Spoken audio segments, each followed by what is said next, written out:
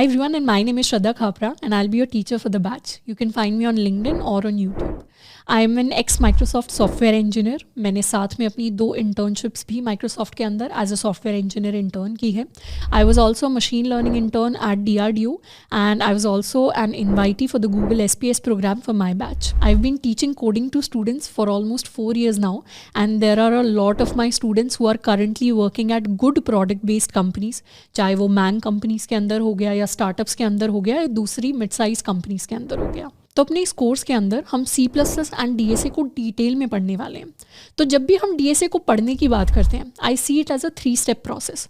सबसे पहला important process होता है टू लर्न द लैंग्वेज, यानी C++ लैंग्वेज के ऊपर हमारी एक स्ट्रॉन्ग कमांड होनी चाहिए, जिसमें जनरली हमें 10 to 15 days लगते हैं. तो जो हमारी स्टार्टिंग के 7 चैप्टर्स होंगे, उनके अंदर हम डीप डाइव करके C++ पर एज अ लैंग्वेज फोकस कर रहे होंगे. उसके बाद सेकेंड स्टेप आता है to learn data structures and algorithms. तो अपना जो पूरा बाकी का बैच का टाइम होगा, उसके अंदर हम DSA के डिफरेंट एल्गोरिथम्स या डिफरेंट डेटा स्ट्रक्चर्स को स्टडी कर रहे होंगे. And third step, which is the most crucial step, that is to practise and practise. तो इसीलिए हर चैप्टर के साथ हम एक तो क्लास के अंदर यानी लेक्चर के अंदर अपने काफ़ी सारे प्रैक्टिस क्वेश्चंस को सॉल्व कर रहे होंगे, साथ के साथ हर चैप्टर के साथ हमारे पास असाइनमेंट क्वेश्चंस होंगे टू प्रैक्टिस मोर क्वेश्चंस, ताकि जितनी ज़्यादा हमारी प्रैक्टिस हो उतना ज़्यादा हमारा लॉजिक स्ट्रॉन्ग बनेगा प्रोग्रामिंग के अंदर. अब इस जर्नी के अंदर एक और चीज़ है जिसको हमें अपना बेस्ट फ्रेंड बनाना पड़ेगा. कई बार एज अ प्रोग्रामर या एज अ ह्यूमन बीइंग हम लाइफ में एरर से, प्रॉब्लम से बहुत ज़्यादा घबराते हैं, डरते हैं और हमें प्रॉब्लम्स पसंद नहीं होती. पर as a software engineer problems, errors, exceptions हमारे बेस्ट फ्रेंड्स होते हैं. क्योंकि जब भी आपके पास कोई ना कोई प्रॉब्लम आएगी, जब भी आपके पास कोई ना कोई एरर आएगा कोड के अंदर, that is your opportunity to learn a lot. क्योंकि प्रॉब्लम्स और एरर्स हमारे बेस्ट फ्रेंड होते हैं सॉफ्टवेयर इंजीनियरिंग के अंदर, और ये हमें बहुत कुछ सिखाते हैं. एज अ सॉफ्टवेयर इंजीनियर या एज अ प्रोग्रामर हमारा काम ही होता है प्रॉब्लम्स को सॉल्व करना. तो जितने ज़्यादा प्रॉब्लम्स आएंगे उतने ज़्यादा हम प्रॉब्लम्स को सॉल्व करेंगे और उतने ज़्यादा हम एक बेटर सॉफ्टवेयर इंजीनियर और एक बेटर कोडर बनते चले जाएंगे. तो इसीलिए जब भी प्रॉब्लम्स आती हैं, जब भी कोई एरर आ जाता है, जब भी कोई एक्सेप्शन आ जाती है, उससे घबराना नहीं है. हर चीज़ का सॉल्यूशन इंटरनेट के ऊपर अवेलेबल है. बेस्ट चीज़ जो हम कर सकते हैं, कोई भी एरर आए, कोई भी प्रॉब्लम आए, उसको सिंपली जाके गूगल सर्च पे सर्च कर लेना है. और जनरली हमारे पास जो टॉप रिजल्ट्स आएंगे उसमें एक वेबसाइट है कॉल्ड स्टैक ओवरफ्लो, जिसपे हमारे 95-99% प्रॉब्लम्स के सॉल्यूशन वहाँ पर मिल जाएंगे. क्योंकि हमसे पहले ऑलरेडी लाखों लोग हैं जो प्रोग्रामिंग को स्टडी कर चुके हैं. तो हमारे मैक्सिमम प्रॉब्लम्स तो ऐसे होंगे जो किसी ने ऑलरेडी फेस कर रखे होंगे, तो उसके सॉल्यूशन भी निकाल रखे होंगे. तो वो सॉल्यूशंस हमें इंटरनेट पर रेडिली अवेलेबल होते हैं, तो उनको हम यूज़ कर सकते हैं. नहीं तो हमारे पास डाउट कम्युनिटी तो होगी ही, जिसमें हमारे पास केस की एक्सेस होगी, so that we can ask our problems there. But programming के अंदर ये माइंडसेट हमेशा शुरुआत से ही बना के रखना है कि मुझे एक अच्छा प्रॉब्लम सॉल्वर बनना है, तभी मैं एक अच्छा सॉफ्टवेयर इंजीनियर बन पाऊंगा. उसके लिए एरर्स और प्रॉब्लम्स मेरे बेस्ट फ्रेंड है, और एज अ गुड प्रोग्रामर मुझे अपने प्रॉब्लम्स खुद सॉल्व करने ज़रूर आने चाहिए. इसके साथ में कोडिंग को मैं ऐसी जर्नी की तरह देखती हूँ जो हमें जनरली बैकवर्ड समझ में आती है. यानी जैसे हम शुरू में नया एक्सरसाइज करना स्टार्ट करते हैं, तो फर्स्ट 2-4 दिन हमें ज़्यादा कुछ महसूस नहीं होता. हमें 1 महीने बाद, 2 महीने बाद, 3 महीने बाद ऐसा फील होना स्टार्ट होता है, okay our exercising is actually bringing some results. तो वैसा ही कोडिंग और प्रोग्रामिंग के साथ है. हमें फर्स्ट डे कुछ अलग महसूस नहीं होगा कि ओहो आज तो बहुत ज़्यादा हमने लॉजिक सीख लिया. पर हाँ, डेफिनेटली 1 महीने बाद, 15 days बाद, 2 महीने बाद आपको बहुत बड़ा चेंज महसूस होगा अपने लॉजिकल थिंकिंग प्रोसेस के अंदर. तो कोडिंग ऐसी चीज़ है जिसको हमें कंसिस्टेंटली करना है, रोज़ करना है, पर वो चेंज हमें रोज़ महसूस नहीं होगा. वो चेंज हमें बैकवर्ड्स, पीछे की तरफ देख के महसूस हो रहा होगा कि अच्छा 1 महीने पहले से अब मेरा लॉजिक इतना स्ट्रांग हो गया है, 1 महीने बाद अब मेरा लॉजिक और ज़्यादा स्ट्रांग हो गया है, अब तीसरे महीने में अब मेरा लॉजिक बहुत ज़्यादा स्ट्रांग हो गया है. तो इस तरीके से हमें प्रोग्रामिंग को एज अ जर्नी देखना है, जो काफ़ी महीनों की जर्नी है DSA सीखने वाली, जिसके अंदर हम काफ़ी ज़्यादा चीज़ें प्रैक्टिस कर रहे होंगे, नई नई चीज़ें सीख रहे होंगे, उन्हें इम्प्लीमेंट कर रहे होंगे. तो प्रोग्रामिंग की इस जर्नी के अंदर 2 चीज़ें सबसे ज़्यादा इंपॉर्टेंट है. सबसे पहला है सेल्फ बिलीफ. अपना कोई भी कॉलेज हो, हमारी कोई भी ब्रांच हो, हम कोई भी डिग्री से आ रहे हैं, कभी भी ये नहीं सोचना कि प्रोग्रामिंग ऐसी चीज़ है जो सिर्फ कुछ लोग ही कर सकते हैं, जो सिर्फ जीनियसेस के लिए बनी हुई है.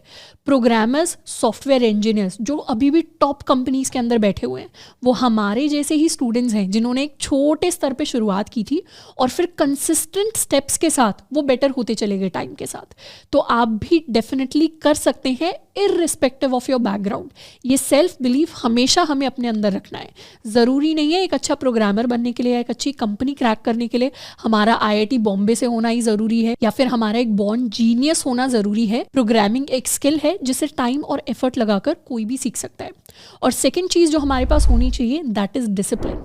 कंसिस्टेंसी के साथ रोज़ बैठकर हमें लेक्चर्स को कंप्लीट करना है, असाइनमेंट क्वेश्चंस को कंप्लीट करना है, चीज़ें ज़्यादा से ज़्यादा प्रैक्टिस एंड रिवाइज करनी है, अपने खुद के नोट्स बनाने की कोशिश करनी है। अगर हम कंसिस्टेंट रहेंगे इस जर्नी के अंदर तो डिसिप्लिन अपने आप हमारा बनता चला जाएगा और जितने ज़्यादा आप डिसिप्लिन हैं उतना ज़्यादा प्रोग्रामिंग के ऊपर हमारी पकड़ अच्छी होगी। कोडिंग के अंदर ये इंपॉर्टेंट नहीं है कि एक दिन बैठ के हम 8 घंटे 12 घंटे कोडिंग करें। कोडिंग के अंदर ये इंपॉर्टेंट है कि हर दिन बैठकर हम 2 घंटे 3 घंटे 4 घंटे की कोडिंग रेगुलरली करते रहें ताकि हमारे दिमाग के अंदर वो जो लॉजिक बिल्डिंग का प्रोसेस होता है वो कंसिस्टेंटली फॉर्म होता रहे। तो अपनी अगले इस 4 महीने की जर्नी के अंदर हम बहुत सारी चीज़ें सीखने वाले हैं। तो इस जर्नी को सेल्फ बिलीफ एंड डिसिप्लिन के साथ हमें टैकल करना है और हमारी पूरी कोशिश रहेगी कि हम आपको वो सारे के सारे रिसोर्सेज और वो सारे के सारा गाइडेंस प्रोवाइड करें जो शायद किसी Tier 1 कॉलेज के कंप्यूटर साइंस ब्रांच के किसी टॉप स्टूडेंट के पास होती है। तो हमारी तरफ से गाइडेंस की, मेंटोरशिप की, रिसोर्सेज की आपको बिल्कुल कमी महसूस नहीं होगी। बस आपको अपना हार्डवर्क और अपने एफर्ट्स को 100% रखना है। तो शुरुआत करते हैं अपनी इस प्रोग्रामिंग जर्नी के साथ। प्री रिक्विजिट्स की अगर बात करें तो एज सच लर्निंग वाइज हमारा कोई प्री रिक्विजिट नहीं है। यानी अगर आज तक हमने कोई भी प्रोग्रामिंग लैंग्वेज के अंदर कुछ भी कोडिंग नहीं की तो कोई परेशानी की बात नहीं है। हम बिल्कुल जीरो लेवल से लेके एडवांस लेवल तक चीज़ों को कर रहे होंगे। पर कुछ कुछ लॉजिस्टिक प्री रिक्विजिट्स हैं जो हमारे पास होनी चाहिए। जैसे सबसे पहली चीज़ जो हमारे पास होनी चाहिए वो है एक लैपटॉप या फिर एक कंप्यूटर एंड उसके साथ में एक स्टेबल इंटरनेट कनेक्शन। क्योंकि आप लेक्चर्स देख रहे होंगे, आप लाइव क्लासेस अटेंड कर रहे होंगे तो उस केस में हमें इंटरनेट की ज़रूरत पड़ेगी। साथ में हमारे पास एक लैपटॉप या कंप्यूटर होना चाहिए जिसके ऊपर हम अपना कोड लिख सकें। क्योंकि कोडिंग करने के लिए हमारे पास कुछ सॉफ्टवेयर्स की हमें ज़रूरत होती है जो हम अपने लैपटॉप या कंप्यूटर के ऊपर इंस्टॉल करते हैं, फिर हम उनके ऊपर कोड कर पाते हैं। जनरली कुछ कुछ सॉफ्टवेयर्स हमें मोबाइल के ऊपर भी कोड करना अलाउ करते हैं। पर मेरी जेन्युइन एडवाइस आपको यही होगी कि अगर हम टेक डोमेन के अंदर प्लेसमेंट्स या इंटर्नशिप्स के लिए सीरियस हैं तो वहाँ पर हमें एक लैपटॉप या फिर एक कंप्यूटर ज़रूर ले लेना चाहिए। इसमें अगर हमारा बजट कम है तो हमें बिल्कुल हाई एंड लैपटॉप्स या कंप्यूटर्स लेने की ज़रूरत नहीं है। जितना भी आपके बजट में फिट इन हो रहा है उसको आप प्रेफर कर सकते हैं। जैसे मैं अपना एग्जाम्पल लूँ तो मैंने जो लिया था अपने टाइम पे यानी 2017 के अंदर मैंने एक i3 प्रोसेसर वाला लैपटॉप लिया था जो जनरली सबसे कम कॉन्फ़िगरेशन वाला लैपटॉप होता है और उसके ऊपर बिना किसी परेशानी के आप पूरा DSA कर सकते हैं। आप अपने डिफरेंट वेबसाइट्स को एक्सेस करके क्वेश्चन सॉल्व कर सकते हैं और आप चाहें तो वेब डेवलपमेंट में भी मैक्सिमम चीज़ें i3 के ऊपर कर सकते हो। तो this is the minimum configuration जो बजट के हिसाब से मैंने आपको बता दिया, वरना जो भी आपका बजट अलाउ करे आप उस कॉन्फ़िगरेशन का लैपटॉप ले सकते हैं। सेकेंड चीज़ जो आपके पास होनी चाहिए that is a notebook and pen. अब मैं हमेशा एडवाइस करती हूँ कि नोट्स सबसे अच्छे वो होते हैं जो आप खुद बनाएं। डेफिनेटली हम भी आपको हेल्पफुल रिसोर्सेज देंगे जिनसे आप पढ़ सकते हैं, जिनको आप रेफ़र कर सकते हैं, पर हमेशा सबसे बढ़िया नोट्स वो ही होते हैं जिनको हम खुद बैठकर लिख रहे हो। क्योंकि DSA ऐसी चीज़ है जो आप एक बार पढ़ लेंगे लेकिन उसके बाद अगर आपकी जॉब भी लग जाए, उसके बाद जब आप सेकेंड जॉब या थर्ड जॉब में स्विच कर रहे होंगे तब भी हो सकता है कंपनीज आपसे DSA पूछ रही हूँ। तो उस केस में बेस्ट होगा कि हमारे पास अपना एक सेट ऑफ नोट्स हो जिसको हम रेफ़र कर सकें। तो उसके लिए एक नोटबुक पेन ज़रूरी है।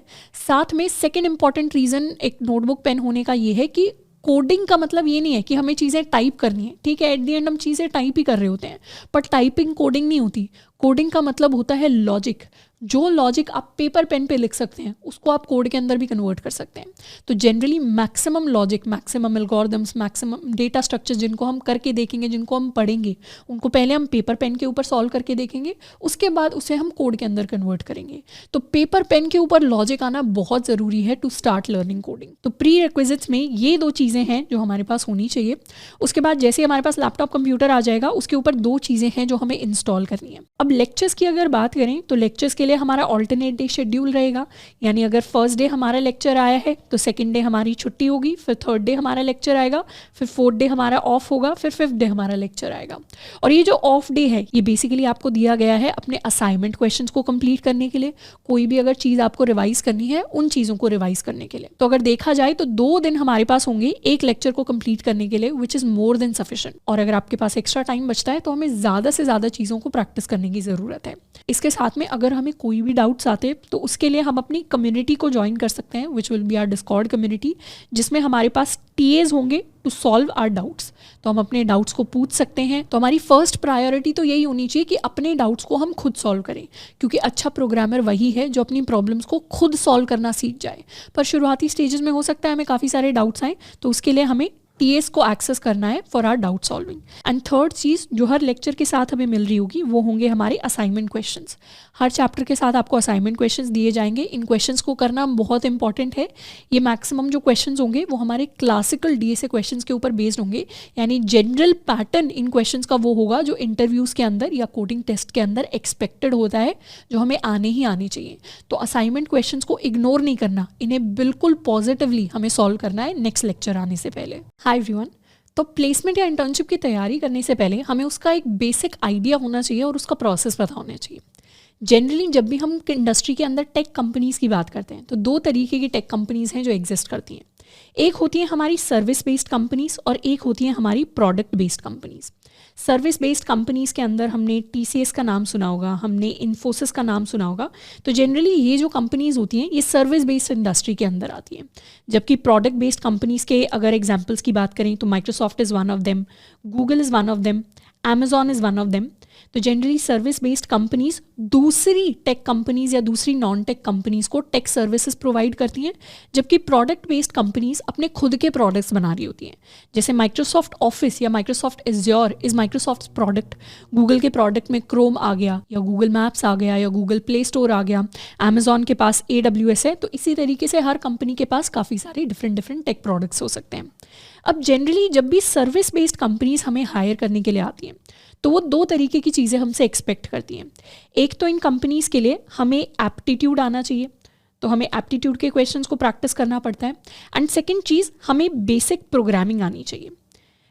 यानी बहुत ज़्यादा हाई लेवल ऑफ प्रोग्रामिंग यहाँ पर एक्सपेक्टेड नहीं होती। अगर हमें बेसिक प्रोग्रामिंग आती है, थोड़े बहुत दो चार हमें डेटा स्ट्रक्चर्स एल्गोरिथम्स आते हैं, तो जनरली उसके बेसिस पर हम मैक्सिमम क्वेश्चन सॉल्व कर सकते हैं। जबकि प्रोडक्ट बेस्ड कंपनीज़ का जो मेन फोकस होता है वो अपने कोडिंग टेस्ट के अंदर या इंटरव्यूज़ के अंदर भी डेटा स्ट्रक्चर्स एंड एल्गोरिथम्स पर होता है। तो अपने बैच के अंदर, अपने कोर्स के अंदर जो हम पूरी तैयारी कर रहे होंगे वो हम प्रोडक्ट बेस्ड कंपनीज़ की तैयारी करेंगे, जिनके जनरली पैकेजेस भी थोड़े से हायर साइड पे होते हैं। डेफिनेटली एक बार अगर हमने प्रोडक्ट बेस्ड कंपनीज़ के हिसाब से C++ और C++ के साथ डेटा स्ट्रक्चर्स एल्गोरिथम सीख लिया, तो उसके बाद हमारे लिए सर्विस बेस्ड कंपनीज़ का जो बेसिक प्रोग्रामिंग क्वेश्चंस होते हैं उनको क्रैक करना भी बहुत आसान हो जाएगा। तो अपने बैच के अंदर हमारा जो मेन फोकस रहेगा that will be on product based companies, and उन्हीं के हिसाब से हम पहले C++ सीखेंगे एंड उसके बाद हम C++ के अंदर डेटा स्ट्रक्चर्स एंड एल्गोरिथम्स को सीख रहे होंगे। अब प्लेसमेंट के लिए ऐसा नहीं है सिर्फ C++ और डीएसए सीखने से ही हमारी प्लेसमेंट लग जाती है। उसके अलावा भी काफ़ी सारी चीज़ें होती हैं जिनका हमें ध्यान रखना होता है। जैसे एक अच्छी लिंक्डइन प्रोफाइल कैसे हम मेंटेन कर सकते हैं, एक अच्छा रेज्यूमे हम अपने लिए कैसे बिल्ड कर सकते हैं, क्योंकि जब भी हम कंपनी के अंदर अप्लाई करते हैं सबसे पहले हमें अपना रेज्यूमे भेजना पड़ता है।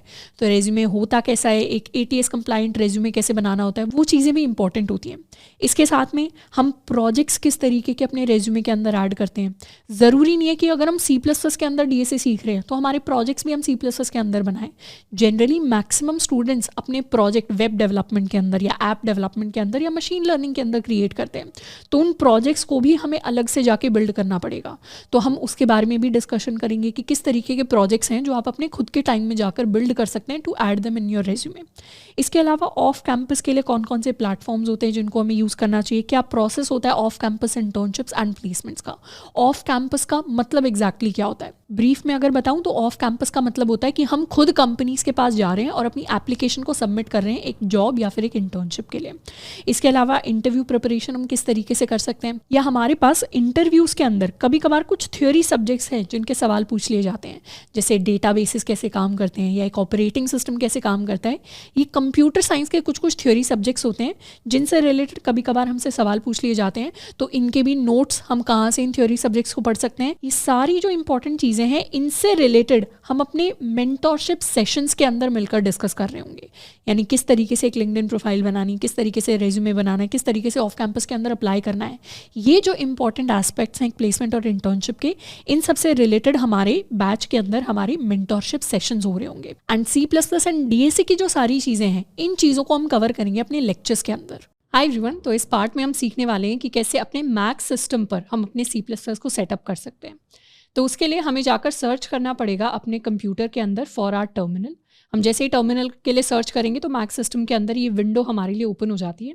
इस विंडो के अंदर हम अपने लिए कमांड्स लिख सकते हैं। तो अगर हमारे सिस्टम के अंदर ऑलरेडी C++ सेटअप है तो उसके लिए हम एक कमांड रन करके टेस्ट करेंगे। We'll have to write clang-version। अब जैसे ये कमांड रन होती है और हमारा सिस्टम हमारे लिए प्रिंट करके देता है no developer tools were found, तो इसका मतलब C++ अभी हमारे सिस्टम के अंदर सेटअप नहीं है। तो उसे सेटअप करने के लिए we'll run this command xcode-select -install, और जैसे ही हम ये कमांड को रन करेंगे हमारा इंस्टॉलेशन स्टार्ट हो जाएगा। Will see this install tools window. हम इस विंडो पर जाकर इंस्टॉल के ऊपर क्लिक करेंगे एंड उसके बाद हमारा जो अग्रीमेंट है उसको स्क्रॉल करके हम अग्री कर सकते हैं और हमारा इंस्टॉलेशन स्टार्ट हो जाएगा। अब इंस्टॉलेशन के लिए हो सकता है हमें कुछ देर वेट करना पड़े, पर जैसे ही इंस्टॉलेशन कंप्लीट हो जाएगा हम दोबारा से इसी सेम कमांड को रन करेंगे तो इस बार हमारे लिए आउटपुट में प्रिंट होकर आएगा command line tools are already installed. इसका मतलब है कि हमारे पास C++ अब सेटअप होकर आ गया है और अब हम C++ का कोड अपने मैक सिस्टम के ऊपर रन कर सकते हैं। सबसे पहला हमें इंस्टॉल करना है code editor. Code editor is like a digital notebook. जैसे आज तक फिजिक्स, केमिस्ट्री, मैथ जितनी भी चीज़ें हम पढ़ते आए हैं सबको हम नोटबुक के ऊपर लिख लिख के पढ़ते आए हैं। तो वैसे ही कोड करने के लिए हमें पेपर पेन के ऊपर तो थोड़ा बहुत लिखना ही है, प्लस अपना जो फाइनल कोड होगा उसे हमें अपने लैपटॉप के अंदर एक डिजिटल नोटबुक के अंदर लिखना है। तो इसी डिजिटल नोटबुक को हम अपना कोड एडिटर कह देते हैं। जनरली कोड एडिटर्स की अगर बात करें तो मार्केट के अंदर बहुत सारे कोड एडिटर्स अवेलेबल है। अगर आप ऑलरेडी कोई ऐसा कोड एडिटर है जिसको C++ के लिए यूज़ करते आए हैं तो आप उसी को चाहें तो कंटिन्यू कर सकते हैं। बाकी मैं आपको जो एडवाइस करूंगी personally that will be visual Studio code, और हम भी अपने पूरे कोर्स के अंदर सारा का सारा कोड विजुअल स्टूडियो कोड के ऊपर लिखते चले जाएंगे। विजुअल स्टूडियो कोड इसलिए एडवाइस कर रही हूँ बिकॉज सबसे ज़्यादा डेवलपर्स विजुअल स्टूडियो कोड को यूज़ करते हैं अपना कोड लिखने के लिए। सेकेंडली, आज हो सकता है आप इसको C++ के ऊपर डाउनलोड कर रहे हो सकता है 6 महीने बाद, 1 साल बाद आप वेब डेवलपमेंट आपका सीखने का मन करे या कुछ और सीखने का मन करे तो वो सारा कोड भी आप विजुअल स्टूडियो कोड के अंदर ही लिख सकते हैं। आपको कुछ और इंस्टॉल करना नहीं पड़ेगा बाद में जाके। इसके अलावा it is built by Microsoft, it is really stable, it is free to use, it is open source. तो कोई हमें लाइसेंस खरीदने की ज़रूरत नहीं है, आप सिंपली जाके इसे डाउनलोड कर सकते हैं। सेकेंड चीज़ जो हमें इंस्टॉल करनी पड़ेगी अपने सिस्टम के ऊपर that is a C++ compiler. C++ code को कंप्यूटर के ऊपर रन करने के लिए ये ज़रूरी है कि हमारा कंप्यूटर पहचान सके कि C++ कोड दिखता कैसा है, C++ कोड को एग्जीक्यूट रन कैसे करवाना होता है। तो वो काम हमारे लिए कंपाइलर्स करते हैं। तो इसीलिए अपने सिस्टम के अंदर एक C++ कंपाइलर को सेटअप करना बहुत इंपॉर्टेंट है। अब ये जो दोनों चीज़ें हैं ये हमें पॉजिटिवली करनी है, चाहे आप मैक मशीन के ऊपर हैं, चाहे आप विंडोज़ मशीन के ऊपर हैं, चाहे आप लिनक्स मशीन के ऊपर हैं। सबसे पहले हमें विजुअल स्टूडियो कोड को इंस्टॉल करना है और सेकंड स्टेप है कि हमें C++ कंपाइलर को सेटअप करना है। ये दोनों स्टेप जैसे ही हमारे हो जाएंगे वैसे ही हम कोडिंग करने के लिए पूरी तरीके से तैयार होंगे। अब एज अ बिगनर अगर हमने नया नया लैपटॉप लिया है, नया नया कंप्यूटर लिया है तो हो सकता है फर्स्ट टाइम सॉफ्टवेयर को इंस्टॉल करने में हमें थोड़ा सा एक्स्ट्रा टाइम लग जाए, क्योंकि जब हम फर्स्ट टाइम सॉफ्टवेयर को इंस्टॉल करते हैं, स्पेशली जब हम C++ कंपाइलर को इंस्टॉल करेंगे तो हमारे पास एरर्स आ सकते हैं, हमारे पास बग्स आ सकते हैं, हमारे पास कुछ ऐसे एरर आएंगे जिसको समझने में हमें टाइम लगेगा। तो हो सकता है 2-4 दिन का हमें एक्स्ट्रा टाइम लग जाए इन चीज़ों को इंस्टॉल करने के लिए। पर फिर भी मैं आपको एडवाइस करूंगी इन चीज़ों को हमें बिल्कुल इंस्टॉल करना है। क्योंकि एज अ प्रोग्रामर अपने सिस्टम के ऊपर चीज़ें इंस्टॉल करना बहुत बेसिक चीज़ है जो हमें आनी चाहिए, और ये हमें एज अ बिगिनर काफ़ी ज़्यादा कॉन्फिडेंस देगी कि हाँ मुझे अपने सिस्टम के ऊपर काम करना आता है, मुझे इसके अंदर सॉफ्टवेयर इंस्टॉल करना आता है। तो आगे जाके अगर मुझे कुछ नया इंस्टॉल करने की ज़रूरत पड़ेगी तो मेरे पास कॉन्फिडेंस होगा कि मुझे अपने सिस्टम के साथ डील करना आता है, जो कॉन्फिडेंस बहुत ज़रूरी है एज अ प्रोग्रामर। तो इस चीज़ को तो आपको करना ही करना है। पर क्योंकि इसके अंदर हो सकता है कुछ स्टूडेंट्स को, ज़्यादातर स्टूडेंट इसको डे 1 पे ही कर लेंगे, पर हो सकता है 5%, 7%, 10% स्टूडेंट्स को 3-4 दिन का टाइम लग जाए। तो उन स्टूडेंट्स के लिए एक ऑल्टरनेट ऑप्शन मैं बता देती हूँ, पर ये ऑल्टरनेट ऑप्शन परमानेंट सॉल्यूशन नहीं है, ये 3-4 दिन का सॉल्यूशन है जिसको आप यूज़ कर सकते हैं। बेसिकली बहुत सारी वेबसाइट्स होती हैं जिनके ऊपर आप जा सकते हैं और डायरेक्टली अपना C++ का कोड लिख सकते हैं बिना इन चीज़ों को डाउनलोड किए हुए। पर ये बिल्कुल भी परमानेंट सॉल्यूशन नहीं है, इसको सिर्फ टेम्परेरी सॉल्यूशन की तरह देखना है। ऐसे बहुत सारे प्लेटफॉर्म्स हैं जिनको हम जाकर यूज़ कर सकते हैं। इनमें से एक फ्री प्लेटफॉर्म हमारे पास रेपलेट नाम से है, जिसके ऊपर जाकर हम अकाउंट बना सकते हैं अगर हमें इन्हें इंस्टॉल करने में थोड़ा बहुत भी इशू आ रहा है तो अगर कुछ दिन के लिए आपको इनको इंस्टॉल करने में इशू आएगा, कोई बात नहीं, टीएस से हेल्प लेनी है, खुद गूगल पे चीज़ें सर्च करके देखना है, स्टैक ओवरफ्लो पे चीज़ें सर्च करके देखना है, और इन द मीन टाइम हमें कोडिंग करने में परेशानी नहीं आए उतने टाइम के लिए हम रेपलेट को यूज़ कर सकते हैं। अपना सेम कोड हम जाकर रेपलेट के ऊपर रन कर सकते हैं। तो यहाँ पे आपको कुछ भी इंस्टॉल करने की ज़रूरत नहीं पड़ेगी, आप सिंपली जाके अकाउंट क्रिएट कर सकते हैं और चीज़ें एग्जीक्यूट करना स्टार्ट कर सकते हैं। अब मैं इतना स्ट्रेस करके इसलिए बोल रही हूँ, अगर आप अपनी प्लेसमेंट प्रिपरेशन के लिए सीरियस हैं तो इन्हें हमें इंस्टॉल करना ही करना है। इसको सिर्फ एक बैंडेड की तरह देखना है जो हमें स्टार्टिंग स्टेजेस में हेल्प कर सकता है, पर हमारे लिए परमानेंट जो चीज़ है, जो हमें चीज़ें सिखा रही होगी, वो इन टूल्स को अपने सिस्टम के ऊपर डाउनलोड करना है। तो इन दोनों को इंस्टॉल एंड सेटअप करने के इंस्ट्रक्शंस आपको दिए हुए हैं, साथ के साथ काफ़ी सारे हेल्पफुल वीडियोस के भी लिंक आपको दिए हुए हैं, ताकि आप अपने मशीन के हिसाब से, यानी विंडोज़ मशीन या मैक मशीन है, उसके हिसाब से अपने सिस्टम के अंदर चीज़ें आप इंस्टॉल कर सकते हैं। तो रेपलेट को यूज़ करने के लिए हम इस वेबसाइट पर जा सकते हैं, replet.com। यहाँ पर जाके हमें सिंपली लॉगिन पर क्लिक करना है। लॉगिन पर क्लिक करने के बाद हम अपने लिए साइन अप कर सकते हैं and we can set up an account for ourselves, जहाँ पर हम अपने किसी भी जीमेल के साथ साइन अप कर सकते हैं।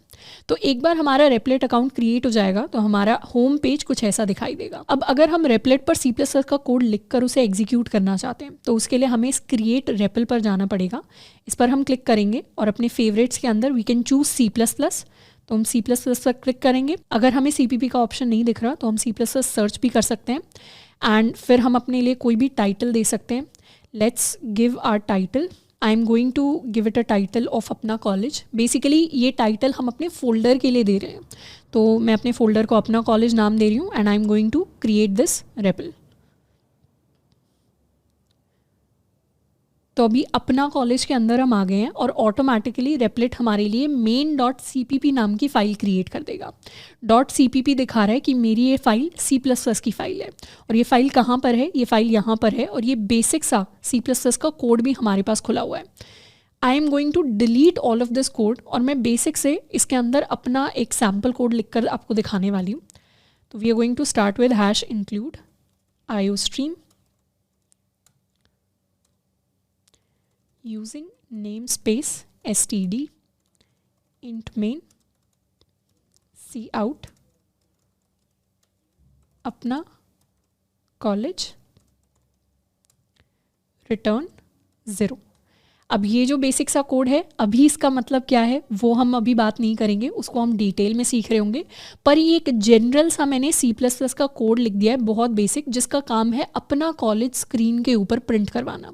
तो इस कोड को अब रन करने के लिए I can simply click on this run button. तो रन होगा कोड, तो अपना कॉलेज स्क्रीन के ऊपर प्रिंट होकर आ जाएगा। उस कोड को कितना टाइम लगा एग्जीक्यूट होने में वो भी हम यहाँ पर जाकर देख सकते हैं। पर डीएसए को सीखते टाइम हमारा मेजर जो काम होगा वो कोड लिखने का होगा और कोड के एंड पे कुछ ना कुछ चीज़ स्क्रीन के ऊपर हमारा आउटपुट प्रिंट होकर आ रहा होगा। तो इस तरीके से जो भी कोड हम अपने लैपटॉप के ऊपर विजुअल स्टूडियो कोड के अंदर लिख रहे होंगे वो सारा का सारा कोड रेपलेट पर बिना कुछ इंस्टॉल किए हुए भी लिखा जा सकता है। But once again this is just a temporary solution. As a professional programmer हमारी प्रायोरिटी यही होनी चाहिए कि हम विजुअल स्टूडियो कोड को डाउनलोड करें और उसके ऊपर अपनी सारी डीएसई की प्रैक्टिस करें।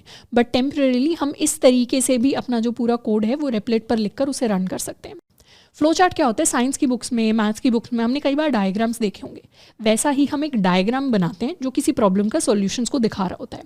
तो उस डायग्राम के अंदर कुछ कुछ कंपोनेंट्स होते हैं जिनके फिक्स्ड मतलब होते हैं।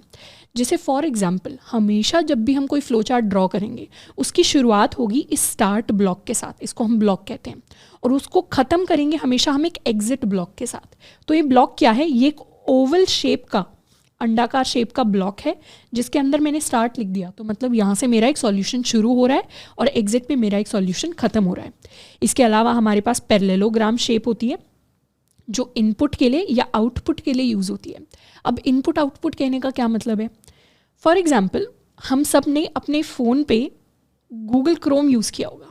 गूगल क्रोम या सफारी आप यूज़ करते होंगे अगर आपके पास मैक या एप्पल के डिवाइसेस हैं, या कई सारे कुछ स्टूडेंट्स होंगे जो माइक्रोसॉफ्ट एज यूज़ करते हैं, मतलब ब्राउज़र्स यूज़ करते होंगे चीज़ें सर्च करने के लिए। तो ब्राउज़र कैसे वर्क करता है, ब्राउज़र ऐसे वर्क करता है कि उसके अंदर हम कुछ भी वर्ड टाइप करते हैं। फॉर एग्जाम्पल मैंने वर्ड टाइप कर दिया अपना कॉलेज, तो ब्राउज़र क्या देता है, मुझे मीनिंग उसका दे देता है किसी भी वर्ड का, या उससे रिलेटेड लिंक्स मुझे दे देता है, या काफ़ी सारी और डिफरेंट चीज़ें दे देता है। अब ब्राउज़र का काम क्या है, उसके अंदर जो भी इनपुट आएगा, जैसे जो भी हम उसके ऊपर लिखेंगे उसके बेसिस पर कुछ आउटपुट देना। तो इनपुट होता है कोई भी चीज़ जो ली जाती है, उसके बाद ब्राउज़र का अपना, गूगल क्रोम ने अपना कुछ बहुत बड़ा सा लाखों लाइनों का कुछ कोड लिख रखा होगा, वो कोड रन करेगा और उसके बेसिस पे वो कुछ आउटपुट प्रोड्यूस करेगा, कुछ वेबसाइट्स हमें दिखाएगा, कुछ मीनिंग्स हमें दिखाएगा। तो वैसे ही हमारे भी जितने C++ के कोड होंगे उसमें कुछ जनरली इनपुट होगा और उसमें कुछ आउटपुट होगा। इनपुट आउटपुट कुछ भी हो सकता है, जैसे अगर मुझे 2 नंबर्स का सम कैलकुलेट करना है, if I want to do something like this, sum is equal to a + b, तो ये जो a और b हैं ये मुझे इनपुट में लेने पड़ेंगे। तो ये मेरे वेरिएबल्स हैं, मैथ के अंदर इनको वेरिएबल्स कहते हैं, जिनकी वैल्यू को मुझे इनपुट ब्लॉक से लेना पड़ेगा। अगर मुझे इस सम को प्रिंट करवाना है तो इसकी भी स्टेटमेंट मुझे आउटपुट ब्लॉक के अंदर देनी पड़ेगी, प्रिंट सम लिखकर। तो इस तरीके से हम अपनी पैरेललोग्राम शेप को यूज करते हैं इनपुट आउटपुट के लिए। एक और इम्पॉर्टेंट चीज़, जब भी हमें किसी वेरिएबल को इनपुट या आउटपुट करना होता है, हम सिर्फ वेरिएबल का नाम लिखेंगे। यानी मुझे किसी x वेरिएबल की वैल्यू को इनपुट करना है, हम लिखेंगे इनपुट x। ये अभी उतना समझ में नहीं आएगा, आई कंप्लीटली अंडरस्टैंड, पर जैसे जैसे हम एक एक क्वेश्चन को सॉल्व करेंगे और हमें अच्छे से समझ में आएगा। बस अभी के लिए सिर्फ थ्योरी के ऊपर फोकस कर लेना है। ऐसे ही अगर मुझे x को प्रिंट करवाना है तो इनपुट की जगह मैं लिख दूंगी प्रिंट x। पर अगर हम किसी फिक्स्ड वैल्यू को, जैसे हे हो गया या फिर जैसे अपना कॉलेज हो गया, इस तरीके की स्ट्रिंग्स को जब हम प्रिंट करवा रहे होंगे तो उन्हें हम डबल कोट्स के साथ जनरली लिखते हैं। उसके बाद आता है हमारा process block. Process block is basically a rectangle. Process का मतलब होता है कुछ भी काम।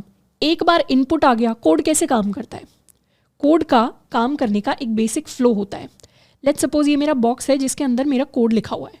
कोड हमेशा कुछ ना कुछ इनपुट लेता है, उस पर कुछ ना कुछ प्रोसेस परफॉर्म करता है, यानी कुछ काम करता है। वो कोई कैलकुलेशन हो सकती है, वो कोई मैथ का फॉर्मूला अप्लाई करना हो सकता है, वो कुछ भी काम हो सकता है। और उसके बाद कोड हमेशा कुछ आउटपुट देता है। तो बीच के जो सारे काम होते हैं उनको हम प्रोसेस के अंदर मान लेते हैं। तो बेसिकली रेक्टेंगल हमारा प्रोसेस ब्लॉक होगा। अब यहाँ पे क्या काम हो रहा है, यहाँ पे एक नेम नाम के वेरिएबल के अंदर हम टोनी स्टार्क, ये एक स्ट्रिंग है, मतलब ये एक वैल्यू है, ये एक नाम है जो हम इसके अंदर स्टोर कर रहे हैं। प्रोग्रामिंग की भाषा में इसे असाइनमेंट बोला जाता है। असाइनमेंट कहने का मतलब, जब भी आप इक्वल टू देखें उसका मतलब असाइनमेंट होता है C++ के अंदर। चीज़ें असाइन करना मतलब कोई वैल्यू किसी को दे देना। तो यहाँ पे ये जो वैल्यू है ये नेम नाम के वेरिएबल के अंदर जाके स्टोर हो रही है, तो यहाँ पे असाइनमेंट का काम हो रहा है। जैसे 2 नंबर्स का अगर हमें सम कैलकुलेट करना है तो A और B इनपुट में आएंगे, आउटपुट में हमारे पास सम होना चाहिए। पर इस सम की वैल्यू कहाँ आएगी, इस सम की वैल्यू प्रोसेस हमें देगा जब हम sum is equal to A + B का काम करेंगे। यानी ये हमने असाइनमेंट कर दिया सम वेरिएबल में, जिसको फाइनली हम आउटपुट के अंदर प्रेजेंट कर देंगे। इसके अलावा एक और इम्पॉर्टेंट ब्लॉक होता है हमारे पास, डिसीजन ब्लॉक। डिसीजन ब्लॉक का काम होता है ये बताना किसी भी सवाल के लिए कि ये हाँ है या ना है, मतलब ये ट्रू है या फॉल्स है। डिसीजन ब्लॉक के अंदर जनरली हम इस तरीके से लिखते हैं इज, मतलब कुछ भी चेक करना हो तो हम डिसीजन ब्लॉक के अंदर, डिसीजन मतलब इस डायमंड शेप के अंदर चेक करेंगे। जैसे मैंने यहाँ लिख दिया, क्या is age greater than equal to 18, तो इसके 2 ही जवाब हो सकते हैं, या तो डिसीजन ब्लॉक मुझे येस देगा या फिर ये नो देगा। तो जनरली डिसीजन ब्लॉक से हम क्या करते हैं, इस तरीके से एरोज निकालते हैं। अगर येस है तो ये वाला काम कर दो, अगर नो है तो इसके आगे जो काम है वो हमें करके दे दो। तो इस तरीके से हमारा डिसीजन ब्लॉक काम करता है। जैसे फॉर एग्जांपल हमारे पास प्रॉब्लम आती है कि हमें ट्रैफिक पुलिस के लिए एक सॉफ्टवेयर डिज़ाइन करना है जिसमें कोई भी अपने लाइसेंस के लिए अप्लाई कर पाए। तो हमें लाइसेंस एप्लीकेशन से पहले चेक करना पड़ेगा कि क्या उस आदमी की age greater than equal to 18 है। अगर येस है तभी वो लाइसेंस के लिए अप्लाई कर पाएगा, अगर तो है तो वो लाइसेंस के लिए अप्लाई नहीं कर पाएगा। तो इस तरीके के रियल लाइफ काफ़ी सारे डिसीजंस होते हैं जिनको हम कोडिंग की फॉर्म में कन्वर्ट करते हैं। और फाइनली हमारे पास एरोज होती हैं इन सारे के सारे ब्लॉक्स को कनेक्ट करने के लिए। फ्लो चार्ट के अंदर क्योंकि फ्लो आता है तो हम एक जगह से दूसरी जगह हमारा लॉजिक बह रहा होता है, तो वो सारे कंपोनेंट्स को कनेक्ट करने के लिए हमारे पास बीच में एरोज होती हैं जो कनेक्टर का काम करती हैं। अब ये तो हो गई बहुत सारी थ्योरी। अब नेक्स्ट हम एक छोटी सी प्रॉब्लम देखेंगे जिसको देखकर ये सारी की सारी थ्योरी हमारे दिमाग में क्लियर हो जाएगी। हाय एवरीवन, तो आई होप कि अभी तक अपने मैक, विंडोज़ या लिनक्स सिस्टम के ऊपर आपने विजुअल स्टूडियो कोड को इंस्टॉल कर लिया है। एक बार हम VS कोड को इंस्टॉल कर लेते हैं तो उसके बाद हम अपने आइकन को क्लिक करके उसे ओपन कर सकते हैं। ओपन करने के बाद सबसे पहली चीज़ जो VS कोड के अंदर हमें करनी है वो है 2 एक्सटेंशंस को इंस्टॉल करना। VS कोड के अंदर लेफ्ट पैनल में एक्सटेंशंस का ऑप्शन सबसे नीचे आता है। हम इस ऑप्शन के ऊपर, आइकन के ऊपर क्लिक करेंगे और अपने सबसे पहले एक्सटेंशन के लिए सर्च करेंगे which is C++। This is official extension from Microsoft, जिसके 62 मिलियन डाउनलोड्स भी आपको दिख रहे होंगे। सबसे पहले तो हमें इसे इंस्टॉल करना है, तो हम इंस्टॉल बटन को क्लिक कर सकते हैं। एंड सेकेंड एक्सटेंशन जिसे हम इंस्टॉल कर रहे होंगे, इसका नाम है कोड रनर। कोड रनर के भी आपको 25 मिलियन इंस्टॉल्स मिल जाएंगे, तो इसको भी हमें इंस्टॉल कर देना है। जैसे ही हम इंस्टॉल करेंगे, ये दोनों एक्सटेंशन हमारे इंस्टॉल्ड पैनल के अंदर हमें दिखाई देंगे। अब अगर हमें विजुअल स्टूडियो कोड के ऊपर C++ का अपना कोई कोड लिखना है, तो हम एक सैम्पल कोड लिखकर उसे टेस्ट भी कर सकते हैं। सैम्पल कोड लिखने से पहले हम क्या करेंगे, सबसे ऊपर वाले आइकन के ऊपर क्लिक करेंगे, which is basically our files and folder icon. इसे हम फाइल्स एंड फोल्डर या फिर अपना एक्सप्लोरर आइकन भी कह सकते हैं। इसके ऊपर जब हम क्लिक करेंगे तो हमारे पास ओपन फोल्डर का ऑप्शन आएगा, we can open a folder. तो फिर विजुअल स्टूडियो कोड हमें ऑप्शन देगा कि अपने कंप्यूटर के अंदर हमने जो भी ऑलरेडी एग्जिस्टिंग फोल्डर्स बनाए हुए हैं, उनमें से कोई एक हम खोल सकते हैं। अब एग्जिस्टिंग फोल्डर की बजाय हम क्या करेंगे, अपने लिए एक नया फोल्डर क्रिएट करेंगे।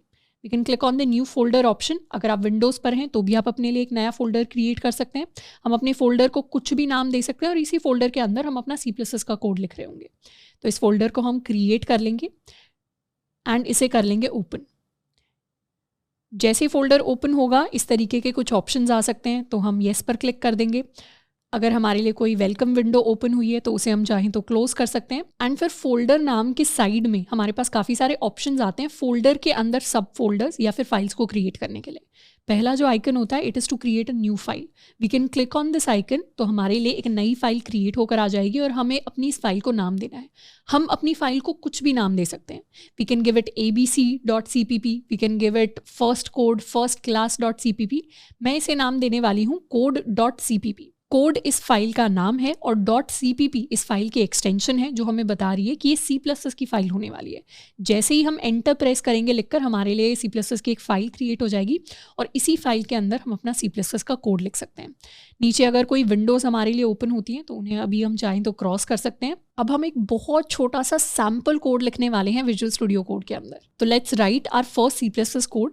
ऑल्सो अगर आप मेरे साथ साथ टेस्ट कर रहे हैं तो एक चीज़ हमेशा याद रखनी है, C++ एक केस सेंसिटिव लैंग्वेज है। इसका मतलब है C++ में कोई भी चीज़ अगर कैपिटल में लिखी हुई है तो आपको भी वो कैपिटल में लिखनी है, कोई चीज़ स्मॉल में लिखी हुई है तो आपको भी वो स्मॉल में लिखनी है। तो सारी चीज़ें, सारे वर्ड्स डॉट बाय डॉट जब हम फॉलो करेंगे तब हमारे कोड के अंदर कोई एरर नहीं आएगा। पर अगर हमने किसी भी चीज़ को कैपिटल या किसी भी चीज़ को स्मॉल कर दिया, रिवर्स कर दिया, तो फिर हमारे कोड के अंदर एरर आ सकता है और हो सकता है हमारा कोड रन ना करे। पर ऐसी सिचुएशन में घबराने की ज़रूरत नहीं है। जो भी एरर आ रहा है वो इंग्लिश में ही होगा, उसको समझने की कोशिश करनी है, उसे गूगल करने की कोशिश करनी है, उसे सॉल्व करने की कोशिश करनी है। Let's try to write our first code. hash include iostream using namespace std int main cout hello world run 0। अब अभी ये जो कोड हमने लिखा है ये हमें बिल्कुल समझ नहीं आएगा, इसका मतलब भी हमें समझ में नहीं आएगा, बट इस कोड को देखकर घबराने की ज़रूरत नहीं है। वैसे तो ये बहुत सिंपल सा C++ का कोड है। बाकी इस कोड की एक एक लाइन, एक एक वर्ड को हम डिटेल में समझने वाले हैं अपने नेक्स्ट चैप्टर के अंदर, जब हम एक्चुअली अपनी प्रोग्रामिंग कोडिंग की शुरुआत करेंगे। अभी के लिए आपको इसका एग्जैक्ट मतलब देखने की ज़रूरत नहीं है। अब अपने कोड को रन करने के लिए हमारे विजुअल स्टूडियो कोड में राइट साइड में ऊपर की तरफ काफ़ी सारे आइकन्स होंगे। उनमें से जो फर्स्ट आइकन है, इस आइकन को हम यूज़ कर सकते हैं अपने कोड को रन करने के लिए।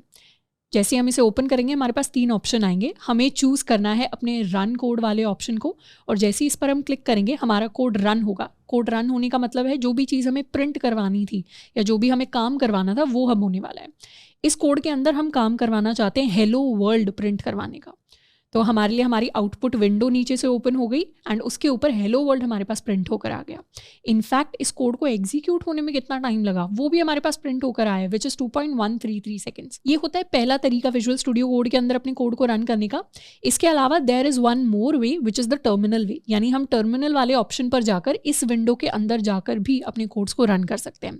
उस तरीके को हम अपनी नेक्स्ट क्लास में सीखेंगे जब हम एक्चुअली C++ का कोड लिखना स्टार्ट कर देंगे। बट आई होप कि यहाँ तक हमने अपने विजुअल स्टूडियो कोड इंस्टॉलेशन को कंप्लीट कर लिया है। उसके ऊपर हमने छोटा सा C++ का एक कोड लिखकर टेस्टिंग भी कर ली है। तो अभी के लिए this is more than enough. अब हम सबसे पहले फर्स्ट चैप्टर के अंदर pseudo code and flow charts के बारे में पढ़ेंगे एंड उसके बाद सेकंड चैप्टर से हम अपनी एक्चुअल प्रोग्रामिंग की जर्नी की शुरुआत करेंगे with variables and data types.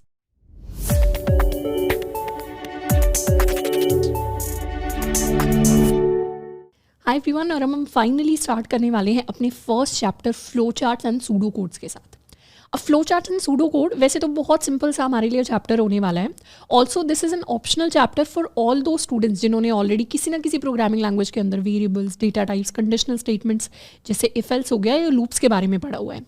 In fact ये इतना सिंपल चैप्टर्स है कि फ्लो चार्ट कोई भी 99.99% केसेस में कोई भी इंटरव्यूज में आपसे नहीं पूछ रहा होगा. हाँ, कभी कभार कॉलेज के अगर एग्जाम्स होते हैं आपके जिसमें C++ आपसे पूछी जाती है तो उसके अंदर फ्लो चार्ट के क्वेश्चंस हमारे मिडसम्स या एंडसम्स के अंदर आ सकते हैं.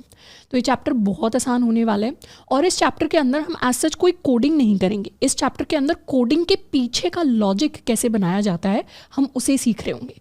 यानी flow charts and pseudo codes coding के लॉजिकल बिल्डिंग ब्लॉक्स होते हैं जिनको हम सीख रहे होंगे इस चैप्टर के अंदर. अब इस चैप्टर को पढ़ने के लिए हमें एज सच किसी लैपटॉप कंप्यूटर की ज़रूरत नहीं है. हमें सिंपली एक पेपर पेन की ज़रूरत है जिसके ऊपर बार बार हम अपने फ्लो चार्ट्स या सूडो कोड को लिख कर या ड्रॉ करके प्रैक्टिस कर रहे होंगे. अब चैप्टर की शुरुआत से पहले एक और बहुत इंपॉर्टेंट टिप. जब भी किसी भी चैप्टर के अंदर, सिर्फ इस नहीं, आने वाले किसी भी चैप्टर के अंदर अगर कोई प्रैक्टिस क्वेश्चन होता है या कोई दूसरी चीज़ हम प्रैक्टिस कर रहे हैं जिसके बारे में ऑलरेडी हम थोड़ा बहुत डिस्कस कर चुके हैं, जिसको हम पढ़ चुके हैं, बस उसके क्वेश्चंस प्रैक्टिस कर रहे हैं, तो हमेशा वहाँ पर लेक्चर को पॉज करना है और एक बार खुद से प्रैक्टिस क्वेश्चंस को ज़रूर सॉल्व करने की कोशिश करनी है. क्योंकि जब हम खुद से प्रैक्टिस क्वेश्चंस को सॉल्व करना सीखेंगे या उसे खुद से करने की कोशिश करेंगे तभी एक्चुअल लॉजिक बिल्डिंग होती है. तो इसीलिए किसी भी क्वेश्चन को देख के घबराना नहीं है, एक बार सॉल्व करने की कोशिश ज़रूर करनी है, चाहे वो हमसे सॉल्व हो चाहे वो हमसे सॉल्व ना हो. तो अब शुरुआत करते हैं अपने चैप्टर के साथ. सबसे पहले बात करेंगे फ्लो चार्ट्स की. What are flow charts? Flow charts are basically diagrams to represent solution of a problem. अब कोडिंग क्या है? कोडिंग बेसिकली है कि रियल लाइफ के अंदर बहुत सारी प्रॉब्लम्स हमें मिलती हैं, काफ़ी सारे सवाल हमारे पास होते हैं, तो उनके हम सॉल्यूशन निकालते हैं with the help of code. तो इसीलिए लॉजिकली पहले हमें ये समझना चाहिए कि कोई भी प्रॉब्लम दुनिया की हमारे पास आती है तो उस प्रॉब्लम का सॉल्यूशन निकालने का क्या लॉजिकल प्रोसेस होता है. एक बार हमने वो सिंपल सा लॉजिकल प्रोसेस देख लिया, उसके बाद उसी लॉजिकल प्रोसेस को हम कोडिंग करने में अप्लाई कर देंगे. अब वैसे तो ये सारी थ्योरेटिकल बातें हैं, इतना हमें अभी समझ में नहीं आ रहा होगा कि हम क्या बातें कर रहे हैं क्वेश्चंस एंड सॉल्यूशंस की, पर धीरे धीरे हर एक चैप्टर के साथ हम क्वेश्चंस के सॉल्यूशंस निकालना सीख रहे होंगे. अब फ्लो चार्ट डायग्राम के थ्रू सॉल्यूशंस निकालने का तरीका है. तो इसी तरीके के डायग्राम्स को हम ड्रॉ कर करके डिफरेंट प्रॉब्लम्स को सॉल्व कर रहे होंगे. तो अब सबसे पहले तो बात करते हैं कि कोई भी अगर हमें प्रॉब्लम दी जाती है तो किसी भी प्रॉब्लम का हम किस तरीके से सॉल्यूशन निकालते हैं. जनरली लॉजिकल तरीका क्या होता है कि मान लो अगर हमें कोई बड़ी प्रॉब्लम दी जिसका हमें एकदम से सॉल्यूशन समझ में नहीं आ रहा, तो हम क्या करते हैं, हम अपनी प्रॉब्लम को स्मॉल पार्ट्स में ब्रेक करते हैं. जैसे फॉर एग्जाम्पल हमारे लिए प्रॉब्लम है कि हमें मैगी बनानी है. अब हमें नहीं पता मैगी कैसे बनानी है, तो हम क्या करेंगे, मैगी बनाने की प्रॉब्लम को हम छोटे पार्ट्स के अंदर ब्रेक डाउन करेंगे. जैसे मैगी के लिए हमें एक पतीला चाहिए होता है, उसके लिए आग चाहिए होती है, उसके अंदर पानी डालना होता है. तो इस तरीके के छोटे पार्ट्स के अंदर उसको ब्रेक डाउन करेंगे और फिर इन पार्ट्स को हम लॉजिकली अरेंज करेंगे. लॉजिकली अरेंज करने का मतलब है कि अगर हमें मैगी बनानी है तो हमारे बाउल के अंदर पहले पानी जाएगा, उसी के बाद हम मैगी डालते हैं. हम सूखा मैगी निकाल के पैकेट से एक सिंपल बाउल के अंदर बिना पानी के कभी नहीं डालते हैं. तो लॉजिकली क्या किया, पहले बाउल आया, फिर वाटर आया, फिर मैगी आई. तो इस तरीके से चीज़ें लॉजिकली वर्क करनी चाहिए. अगर किसी को चाय बनानी है तो चाय के अंदर ऐसा नहीं है पहले चाय पत्ती जाएगी, पहले हमेशा पानी जाता है, फिर चाय पत्ती डलती है, उसके बाद दूसरे इंग्रेडिएंट्स हम जनरली डाल रहे होते हैं. तो हर चीज़ का एक लॉजिकल तरीका होता है कि पहले क्या आएगा और बाद में क्या आएगा. पॉलिटिकल भाषा में कहें तो चीज़ों की क्रोनोलॉजी हमें समझनी होती है कि कौन सी चीज़ पहले आएगी, कौन सी चीज़ बाद में आएगी. अब एक बहुत सी सिंपल सी रियल लाइफ प्रॉब्लम का एक बार सोल्यूशन निकालने की कोशिश करते हैं. अब लेट्स सपोज हमें एक बड़ी प्रॉब्लम दी जाती है कि हमें मैगी बनानी है. अब मैगी बनाने के भी बहुत छोटे स्टेप्स होते हैं. जैसे गैस स्टोव को हमें ऑन करना पड़ेगा, हमें बाउल लेना पड़ेगा जिसके अंदर हम पानी डाल रहे होंगे, हमें मैगी डालना पड़ेगा, हमें मैगी मसाला ऐड करना पड़ेगा. तो इस तरीके से पूरा प्रोसेस होता है नूडल्स को बनाने का. तो उसके छोटे स्टेप्स हो गए. अब इन स्टेप्स को लॉजिकली कैसे अरेंज करेंगे? जनरली हम ऐसे अरेंज कर सकते हैं कि पहले तो हम एक बाउल लेंगे जिसके अंदर हमारे पास वाटर होगा. उस बाउल को लेके फिर हम कहाँ रखेंगे, उसको हम गैस पे रखेंगे और अपना गैस स्टोव हम ऑन कर देंगे. उसके बाद हम क्या कर रहे होंगे, जनरली उसके बाद हम ऐड करते हैं उसमें अपनी मैगी, साथ के अंदर if we have some masala, and finally हम चीज़ों को बॉईल करने के लिए छोड़ देते हैं. और एक बार मैगी हमारी बन गई तो उसके बाद हम यहाँ से एग्जिट कर जाएंगे. एग्जिट करने का मतलब है अब रुक गए. तो ये क्या किया, हमने चीज़ों को एक फ्लो चार्ट की फॉर्म में काइंड ऑफ अरेंज कर दिया। ये जो डायग्राम जैसा सा हमने बनाया ना, इसी को बेसिक भाषा में हम एक फ्लो चार्ट भी कह सकते हैं। फ्लो का मतलब होता है किस तरीके से चीज़ें बह रही हैं, लॉजिकली कौन सी चीज़ पहले आई कौन सी चीज़ बाद में आई, उसको हमने अरेंज कर दिया। तो ये तो हमने छोटी सी बहुत सिंपल सी बेसिक सी प्रॉब्लम को सॉल्व किया। ऐसे ही हम कोडिंग के अंदर प्रॉब्लम्स को सॉल्व करते हैं, और कोडिंग की जो प्रॉब्लम्स है ना वो थोड़ी बहुत मैथमेटिक्स जैसी हमें लगेंगी शुरुआत में, क्योंकि मैथ हमने ऑलरेडी स्कूल में इतना सारा पढ़ा हुआ है। तो वहीं के छोटे छोटे एग्जाम्पल्स, जैसे सम ऑफ टू नंबर्स हो गया, जैसे प्रोडक्ट ऑफ टू नंबर्स हो गया, a multiplied by b, a minus b। तो इस तरीके की छोटी छोटी प्रॉब्लम्स को देख के हम कोडिंग को सीखना शुरू करते हैं, और उसके बाद फिर हम बड़ी प्रॉब्लम्स को सॉल्व करेंगे। तो कोडिंग के अंदर शुरुआत में हमें थोड़ा बहुत अगर मैथ भी दिखाई दे तो उससे घबराना नहीं है। जनरली वो जो सारा का सारा मैथ होगा वो हमने बहुत छोटी क्लासेस के अंदर स्कूल में सीखा होगा। तो सबसे पहले तो फ्लो चार्ट के कुछ बिल्डिंग ब्लॉक्स के बारे में बात करते हैं, जिनको हम कहते हैं components of a flow chart. तो जिस क्वेश्चन को हम सॉल्व करेंगे सबसे पहले, this problem is called the sum of two numbers. अब प्रॉब्लम के लिए दो चीज़ें हम जनरली पहले से खुद के लिए डिफाइन कर लेते हैं। एक कि क्या इनपुट हमारे पास आने वाला है, और हमें क्या आउटपुट प्रोड्यूस करना है, मतलब क्या आउटपुट होना चाहिए। जैसे मैगी बनाने की प्रॉब्लम में हमें पता है इनपुट में हमारे पास मैगी का पैकेट होगा, मसाला होगा, वाटर होगा, we will have a gas stove, और आउटपुट में हमारे पास पकी पकाई मैगी आनी चाहिए। अब बीच का जो प्रोसेस है उसको बनाने का, वो हमारा सॉल्यूशन हो जाता है। वैसे ही दो नंबर्स आ जाएंगे इनपुट में, आउटपुट में सम देना है, बीच का जो प्रोसेस है वो मेरा फ्लो चार्ट से आप ड्रॉ करके दो, ये आपका सवाल है। तो इस क्वेश्चन को सॉल्व करने का फ्लो चार्ट कुछ ऐसा दिखाई देगा। इसमें हमेशा शुरुआत होगी स्टार्ट ब्लॉक से। एक बार हमने स्टार्ट कर लिया, सबसे पहला काम होगा कि मुझे इनपुट चाहिए। दोबारा देख लेते हैं कोड कैसे काम करता है। ये हमारा कोड है। कोड के अंदर जनरली सबसे पहले इनपुट लिया जाता है और लास्ट में हम आउटपुट देते हैं, और आउटपुट देके एग्जिट कर लेते हैं। और बीच में जो प्रोसेस का काम होता है या जितना भी डिसीजन मेकिंग का काम होता है वो भी प्रोसेस के अंदर आ जाता है, वो सारा बीच में हो रहा होता है। तो हमने स्टार्ट कर लिया, उसके बाद हम इनपुट लेंगे ए और बी को। दो नंबर्स का सम करना है तो दो नंबर्स होने भी तो चाहिए हमारे पास। तो हम पैरेललोग्राम यानी अपने इनपुट आउटपुट वाले ब्लॉक के अंदर सबसे पहले इनपुट ले लेंगे ए एंड बी को। तो जो भी वैल्यू हमें इनपुट लेनी होती है सिंपली उसके सामने लिख देते हैं इनपुट। नेक्स्ट हम क्या करेंगे, नेक्स्ट हम प्रोसेस करेंगे, मतलब कुछ काम करेंगे। क्या काम करेंगे, रेक्टेंगल के अंदर इसीलिए लिखा हुआ है, सम निकालेंगे ए और बी का। तो हमने ए और बी की वैल्यू निकाली और उसे असाइन कर दिया अपने एक सम वेरिएबल के अंदर। वेरिएबल्स क्या होते हैं उसको हम डिटेल में नेक्स्ट चैप्टर में पढ़ेंगे, पर यहाँ पे सम क्या है, एक और वैल्यू है, एक और वेरिएबल है जिसके अंदर वो वैल्यू जाके स्टोर हो गई। और फिर फाइनली हमें प्रिंट करवा देना है अपने सम को। तो प्रिंट के लिए मैंने लिख दिया प्रिंट सम, और ये भी कहाँ आ गया, ये मेरे आउटपुट ब्लॉक के अंदर आ गया। और फाइनली क्योंकि हमारा काम कंप्लीट हो गया तो हम एग्जिट कर जाएंगे। तो ये पूरा का पूरा एक लॉजिकल फ्लो चार्ट है जिसको हमने बना के देख लिया। अब ये तो हो गया फ्लो चार्ट। फ्लो चार्ट के साथ में there is also an additional term जिसकी हमने बात की थी, जिसको हम कहते हैं सूडो कोड। अब बात करते हैं सूडो कोड क्या होता है। सूडो कोड दो शब्दों से बना हुआ है, एक है सूडो, एक है कोड। सूडो का मतलब होता है नकली, और कोड का तो हमें पता ही है। तो बेसिकली सूडो कोड असली कोड नहीं होता, बस उसके अंदर इंग्लिश को लिख के हम कोड जैसा कुछ फ्लो बनाने की कोशिश करते हैं। अब सूडो कोड लिखा क्यों जाता है, सूडो कोड नकली कोड होता है बेसिकली, और इसको इसलिए लिखा जाता है कि फॉर एग्जांपल आप किसी प्रॉब्लम को सॉल्व करने की कोशिश कर रहे हैं, आपको उसका कोड भी आता है C++ के अंदर, पर आपकी टीम में कोई दूसरा डेवलपर है जो शायद पाइथन पे कोड करता है, जो शायद जावा पे कोड करता है, जो शायद जावास्क्रिप्ट दूसरी किसी लैंग्वेज में कोड करता है। अब आपको अपना लॉजिक उन्हें समझाना है, तो आप अपना लॉजिक उन्हें कैसे समझाओ, क्योंकि उनको तो C++ आती नहीं। तो आप सूडो कोड लिखकर अपना लॉजिक उन्हें समझा सकते हैं। Pseudo code is basically English के अंदर आपने अपने कोड को लिख दिया जो अब कोई भी समझ सकता है, चाहे उसे कोई भी प्रोग्रामिंग लैंग्वेज आती हो।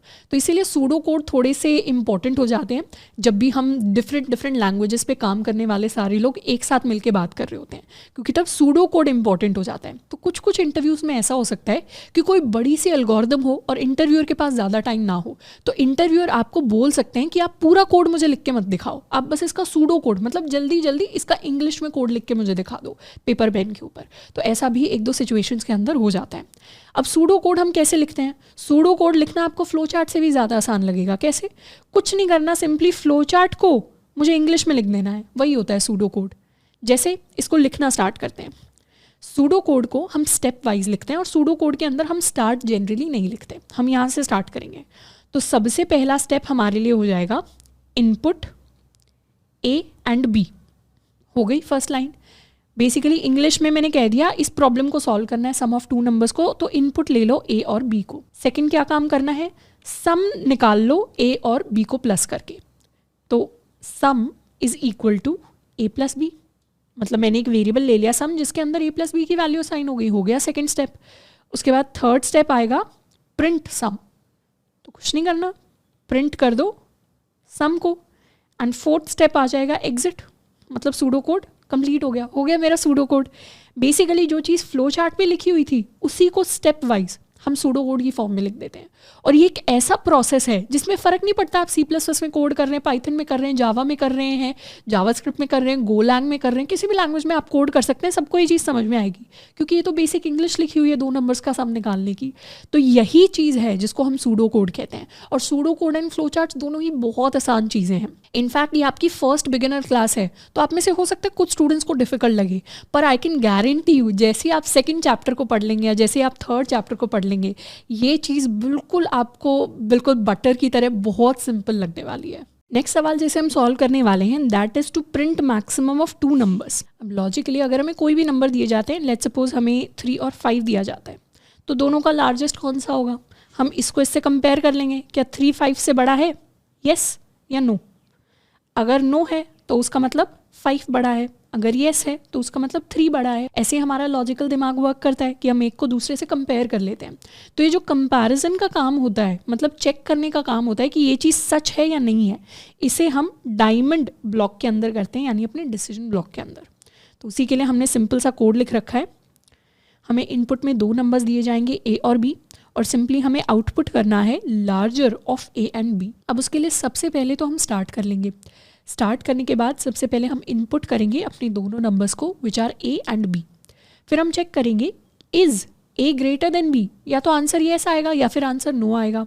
अगर ए ग्रेटर देन बी का आंसर येस है तो येस वाली एरो यहाँ पर कनेक्ट हो जाएगी, जिसको हम लिख सकते हैं अगर ए बड़ा है तो प्रिंट कर दो ए की वैल्यू को, अगर ए बड़ा नहीं है तो प्रिंट कर दो बी की वैल्यू को। और जैसे ही दोनों में से कोई भी प्रिंट हो जाए वैसे ही कर जाए एग्जिट। जैसे ए की वैल्यू लेट्स सपोज हमारे पास है 2 और बी की वैल्यू लेट्स सपोज हमारे पास है 7, तो पहले तो हम ए और बी को इनपुट कर लेंगे, फिर चेक करेंगे क्या 2 ग्रेटर देन 7 है, इसका आंसर आएगा नो। जैसे ही नो आएगा हम क्या कर देंगे, प्रिंट कर देंगे बी को, बी मतलब 7 को मैंने आउटपुट कर दिया यहाँ पे, और फिर हम कर जाएंगे एग्जिट। तो 7 जो कि लार्जर ऑफ 2 नंबर्स था वो हमारे पास प्रिंट होकर आ जाएगा। तो लॉजिकल फ्लो ऐसा काम करता है प्रॉब्लम सॉल्विंग के अंदर, और इसी को हम सूडो कोड के अंदर कन्वर्ट कर सकते हैं। कैसे करेंगे सूडो कोड के अंदर, let's try to write the pseudo code. Pseudo code में फर्स्ट स्टेप काफ़ी सिंपल है, it is to input A and B. Second step है डिसीजन ब्लॉक का। अब डिसीजन ब्लॉक को सूडो कोड में लिखने के लिए हम इफ एल्स को यूज़ करेंगे। इफ एल्स क्या होता है उसको बात करने से पहले एक और पॉइंट है जो मैं बता दूं, सूडो कोड के एज सच कोई फिक्स्ड रूल्स नहीं होते, क्योंकि सूडो कोड क्या है, जनरल इंग्लिश ही है। बेसिकली ऐसी इंग्लिश में आपको अपना कोड लिखना है जो सबको समझ में आ जाए, तो उसके एज सच कोई हार्ड एंड फास्ट रूल्स नहीं है। अगर आप अपने हिसाब से भी थोड़ा सा उसके अंदर वर्ड्स या ऐसी चीज़ें यूज़ कर देंगे जिससे मतलब समझ में आ रहा है तो कोई परेशानी की बात नहीं है। तो हम थोड़ा बहुत सूडो कोड को अपने हिसाब से कर सकते हैं।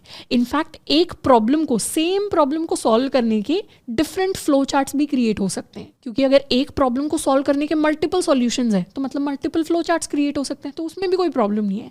एट द एंड हमारा गोल ये होना चाहिए कि हमारी प्रॉब्लम एफिशिएंटली सॉल्व हो रही हो। तो डिसीजन ब्लॉक को सूडो कोड के अंदर कन्वर्ट करने के लिए we use something called if else. तो इफ के अंदर हम कुछ स्टेटमेंट लिखते हैं और फिर कुछ काम लिख देते हैं, और उसके बाद हम लिखते हैं एल्स। बेसिकली इफ एल्स का मतलब होता है कंडीशन को चेक करना। यहाँ पे कौन सी कंडीशन चेक हो रही है, ए ग्रेटर देन बी। यहाँ पर अगर हम इज़ लिखते हैं तो सूडो कोड के अंदर हम उसको इफ़ के अंदर कन्वर्ट कर देते हैं। तो बेसिकली मुझे लिखना है इफ़ का मतलब होता है इंग्लिश के अंदर अगर ए ग्रेटर देन बी है तो उस केस में मुझे क्या करना है, उस केस में मुझे प्रिंट करवाना है ए को, यानी येस है तो ए। तो इफ़ का मतलब है कि कंडीशन ने येस दे दिया, डिसीजन ब्लॉक ने येस दे दिया। तो यहाँ पे हम क्या काम करेंगे, यहाँ पे हम प्रिंट करवा देंगे ए को। और ये जो काम है ये हम थोड़ी स्पेस देके लिखते हैं। स्पेस देके इसलिए दिख रहे हैं क्योंकि हम रिप्रेजेंट करना चाहते हैं कि ये चीज़ अगर येस दे तभी ये काम हो, तो इसीलिए उसे स्पेस देके लिखा जाता है कि ये इसने अगर येस दिया तभी ये काम हो रहा है। ऐसा नहीं है कि ये काम होता चला जाएगा, यहाँ पे अगर नो भी आएगा तो भी काम हो जाएगा। तो इस कंडीशन के ऊपर क्योंकि मेरा काम डिपेंड कर रहा है तो इसीलिए इसे यहाँ पर मैंने छोटी सी स्पेस दी है, और ये जो स्पेस होती है इसे प्रोग्रामिंग के अंदर हम इंडेंटेशन कहते हैं। इंडेंटेशन वैसे तो C++ के अंदर उतना इंपॉर्टेंट नहीं होता, सिर्फ कोड देखने के लिए इंपॉर्टेंट होता है, पर सूडो कोड के अंदर इंपॉर्टेंट हो जाता है। इनफैक्ट कुछ प्रोग्रामिंग लैंग्वेजेस भी होती हैं जिसके अंदर सारी चीज़ें इंडेंटेशन पे बहुत ज़्यादा डिपेंड करती हैं। जैसे पाइथन एक प्रोग्रामिंग लैंग्वेज है जिसमें इंडेंटेशन बहुत ज़्यादा इंपॉर्टेंट होता है, पर C++ के अंदर उतना इंपॉर्टेंट नहीं होता। In fact I personally like C++ because of that. तो ये थोड़ी सी स्पेस दे के हमें अपना प्रॉपर स्पेसिंग देनी है। और एल्स वाले केस में हम क्या लिख देंगे?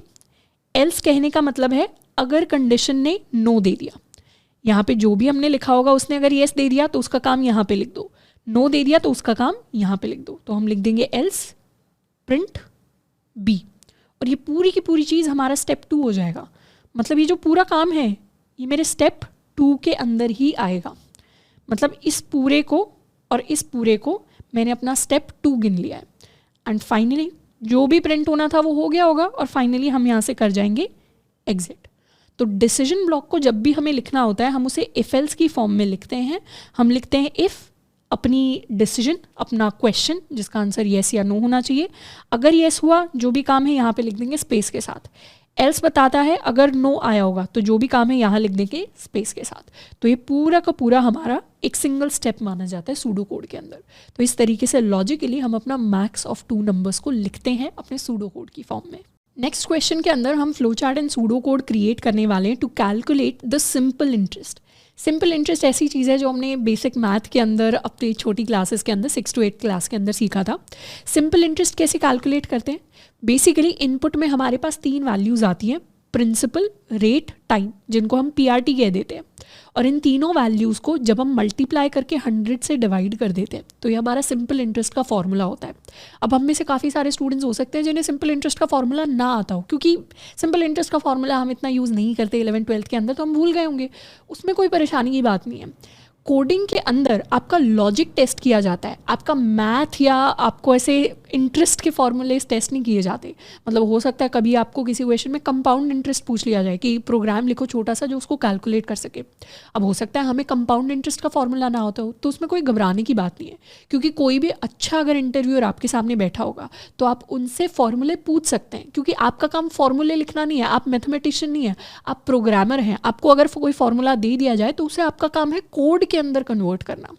तो वैसे तो ये फॉर्मूला बहुत इजी है, बट अगर आपको नहीं भी आता कभी तो हम अपने इंटरव्यूअर से इसे पूछ सकते हैं।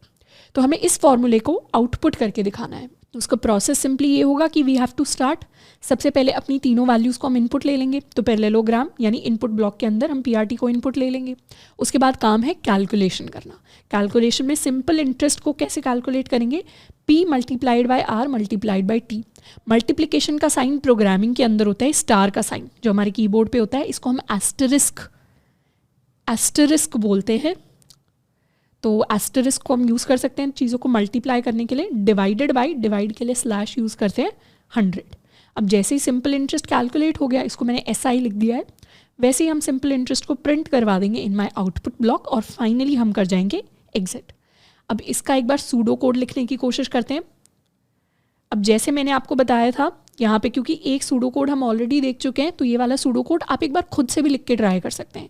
यहाँ लेक्चर को पॉज करना है, खुद से एक बार सूडो कोड लिखने की कोशिश करनी है, और फिर आके सॉल्यूशन को देख लेना है। तो सूडो कोड के लिए सबसे पहला स्टेप, हम स्टार्ट को स्किप कर सकते हैं। We can start with input. हम लिखेंगे इनपुट कर लो 3 values P, R and T। Second step होगा कि सिंपल इंटरेस्ट कैलकुलेट कर लो as P × R × T divided by 100। Third step होगा कि प्रिंट कर लो अपने सिंपल इंटरेस्ट को, मतलब वो आउटपुट में आ गया। प्रिंट करने का मतलब है आउटपुट में आ गया। प्रिंट हम इसलिए यूज़ कर रहे हैं क्योंकि हम स्क्रीन के ऊपर आउटपुट करने वाले हैं, तो उसको हम प्रिंट कह देते हैं जनरली। और फोर्थ हो जाएगा exit. So this is the pseudo code to calculate simple interest.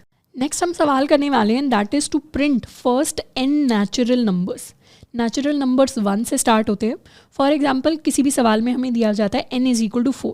n basically हमारा इनपुट है। अगर n = 4 इनपुट में आया तो मुझे प्रिंट करवाना है 1, 2, 3 एंड 4 को। अगर n इज इक्वल टू 6 आया तो मुझे प्रिंट करवाना है 1 2 3 4 5 एंड 6 को। तो इस तरीके से 1 से लेके n तक सारे नेचुरल नंबर्स को हमें प्रिंट करना है। इनपुट में हमें ऑब्वियसली n दिया जाएगा और आउटपुट में हमारा पूरा सीक्वेंस प्रिंट होना चाहिए।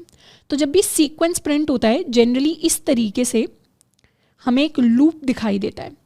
लूप का मतलब होता है कोई चीज़ जो रिपीट कर रही है। लूप्स को हम डिटेल में एक पूरे चैप्टर के अंदर पढ़ने वाले हैं, पर इस तरीके से अगर कनेक्टिंग एरोज हमें दिखें जो घूमे ही जा रहे हैं, पूरे के पूरे सर्कल बना रहे हैं कनेक्ट होने के, तो इस चीज़ को हम लूप कहते हैं प्रोग्रामिंग के अंदर। तो यहाँ पे फ्लो चार्ट कैसा दिखेगा, सबसे पहले तो हम स्टार्ट करेंगे। स्टार्ट करके हम चाहते तो हम अपना इनपुट n भी ले सकते थे पहले, और हम चाहते तो एक और वेरिएबल ले सकते थे, कोई भी वेरिएबल i जिसको हमने 1 से इनिशियलाइज कर दिया, मतलब किसी भी i के अंदर हमने वैल्यू 1 ले ली। तो एक ऐसा फ्लो चार्ट है जिसमें ये भी सेकंड नंबर पे आ सकता था, जिसमें ये भी सेकंड नंबर पे आ सकता था, दोनों ही सही होते। अब बेसिकली हम करना क्या चाह रहे हैं, अगर लेट्स सपोज हमें n इज इक्वल टू 3 दिया जाएगा, तो हमें पता है हमें 1 से हमेशा काउंटिंग को स्टार्ट करना है। तो लेट्स सपोज हमने कोई वेरिएबल ले लिया काउंट, जिसकी वैल्यू 1 से हमने शुरू की। फिर हम क्या करेंगे, इसको प्रिंट करवा देंगे, काउंट की वैल्यू को प्रिंट करवा देंगे। उसके बाद हम काउंट की वैल्यू को इंक्रीज कर देंगे 2। फिर हम देखेंगे क्या ये 2 इस 3 से बड़ा हो गया, 3 से बड़ा तो नहीं हुआ, इससे कम या इसके इक्वल ही है। तो अब इस 2 को प्रिंट करवा देंगे, तो 2 प्रिंट करवा दिया। फिर इसकी वैल्यू को इंक्रीज कर देंगे 1 से, तो ये 3 हो जाएगा, मतलब काउंट की वैल्यू इंक्रीज होकर 2 हो जाएगी, फिर काउंट की वैल्यू इंक्रीज होकर 3 हो जाएगी। मैं आपको लॉजिक समझाने की कोशिश कर रही हूँ। तो फिर चेक करेंगे क्या एक काउंट 3 से छोटा है उसके इक्वल है अभी भी, हाँ ये 3 से छोटा और उसके इक्वल है अभी भी, तो काउंट की वैल्यू को प्रिंट करवा देंगे। उसके बाद काउंट को दोबारा इंक्रीज कर देंगे और उसकी वैल्यू 1 से बढ़ा देंगे। अब चेक करेंगे क्या काउंट 3 से छोटा या इसके इक्वल है, इससे छोटा या इसके इक्वल तो नहीं है। अब यहाँ पर हम एग्जिट कर जाएंगे। जैसे ही हमारा काउंट हमारे इस n से बड़ा हो जाए वैसे ही एग्जिट कर जाओ, और उससे पहले काउंट को बढ़ाते रहो और उसको प्रिंट कराते रहो। तो हमें लास्ट में पता चलेगा कि 1 से लेके n तक सारे के सारे नंबर्स हमारे लिए प्रिंट होकर आ गए। तो इस तरीके की लॉजिकल चीज़ हमें करनी है। क्योंकि काउंट एक बड़ा वेरिएबल का नाम हो जाता है, तो काउंट को ही हमने i कह दिया है। इस पूरे सवाल में i हम किसको कह रहे हैं, i हम काउंट को कह रहे हैं, जिस चीज़ को हम प्रिंट करवाने वाले हैं इवेंचुअली। तो हमने सिंपल सा एक काम किया है, हमने i की शुरुआत कर दी है 1 के साथ और हमने इनपुट ले लिया है n को। अब एरो देखते हैं, एरो नीचे की तरफ जा रही है, तो हम क्या चेक करेंगे, हम चेक करेंगे क्या हमारे i की value less than equal to n है। बेसिकली यहाँ हम चेक करें क्या मेरे काउंट की value less than equal to n है, मतलब काउंट के अंदर पहले 1 आएगा, 2 आएगा, 3 आएगा, 4 आएगा, और n की वैल्यू अगर 5 है या 5 भी आएगा, तो इन सब के लिए ये येस देगा, ये ट्रू देगा। येस देगा तो हम इधर चले जाएंगे और प्रिंट करवा देंगे अपने i को। जैसे ही i को प्रिंट करवा दिया, अब i को बढ़ाना पड़ेगा, 1 प्रिंट हुआ है तो 1 से अब 2 होना पड़ेगा i को, तो i is equal to i plus 1 कर देंगे। i is equal to i plus 1 कहने का मतलब है कि i की वैल्यू पहले अगर 1 थी तो अब वो क्या हो जाएगी, अब i की वैल्यू हो जाएगी 1 प्लस 1 यानी 2 के इक्वल, और i की वैल्यू 2 है। Next time i is equal to i plus 1 होगा तो ये वैल्यू हो जाएगी 2 प्लस 1 यानी 3 के इक्वल। तो ऐसे i की वैल्यू एक एक करके बढ़ती रहेगी। तो i is equal to i plus 1 हो गया, वापस आएंगे, वापस आ गए तो इस एरो से यहाँ पहुँच जाएंगे, दोबारा चेक करेंगे और इसे बार बार चेक करते रहेंगे, और जैसे ही i बड़ा हो जाएगा वैसे ही एग्जिट कर जाएंगे। अब इस पूरे फ्लो चार्ट को एक बार ड्राई रन करके देखते हैं। ड्राई रन करने का मतलब होता है बेसिकली किसी एक वैल्यू के लिए सॉल्व करना। तो let's solve it for n is equal to 4। Let's suppose हमारे पास n 4 आने वाला है, तो यहाँ से शुरू करते हैं। स्टार्ट हो गया, i को इनिशियलाइज कर दिया 1 के साथ, उसके बाद इनपुट ले लिया n को, n की वैल्यू मेरे पास आ गई 4 के इक्वल। उसके बाद क्या करेंगे, चेक करेंगे क्या i less than equal to n है। 1 लेस देन इक्वल टू 4 तो है ही, चेक कर रहे हैं ना, 1 लेस देन इक्वल टू 4 है, यस, ये मुझे येस देगा। अगर इसने मुझे येस दिया तो मुझे क्या करना है, मुझे प्रिंट करना है i को। तो i को मैंने प्रिंट किया, i की वैल्यू अभी क्या है, i की वैल्यू है 1 के इक्वल, तो 1 को मैंने यहाँ पर प्रिंट कर दिया। प्रिंट हम अलग से कर लेते हैं, यहाँ पर प्रिंट करवाने के बाद हम i को इंक्रीज कर देंगे बाय 1, तो अब i की वैल्यू इंक्रीज होके हो गई 2 के इक्वल। i जैसे ही 2 के इक्वल हो गया, दोबारा हम आके चेक करेंगे क्या i less than equal to n है। इस 2 लेस देन इक्वल टू 4, यहाँ लिख भी सकते हैं 2 लेस देन इक्वल टू 4 है क्या, ये भी मुझे येस दे देगा, ये मुझे येस दे देगा। तो यहाँ पर आ गए, दोबारा प्रिंट कर देंगे i को। i की वैल्यू क्या है, अब 2 है, तो 2 को हम प्रिंट करवा देंगे और दोबारा i को इंक्रीज कर देंगे बाय 1। आई इंक्रीज हो गया तो मतलब इस बार आई की वैल्यू हो गई 3 के इक्वल। आई की वैल्यू 3 हो गई, दोबारा चेक कर लेंगे क्या i less than equal to n है, मतलब क्या 3 लेस देन इक्वल टू 4 है, ये भी मुझे येस दे देगा। जैसे ही येस दे देगा तो हम प्रिंट करवा देंगे आई को। आई की वैल्यू अभी 3 है, 3 को प्रिंट करवा दिया, फिर आई को प्लस प्लस कर दिया, आई प्लस प्लस होके इस बार हो गया 4 के इक्वल। फिर दोबारा चेक करेंगे क्या 4 लेस देन इक्वल टू 4 है, ये भी मुझे येस दे देगा।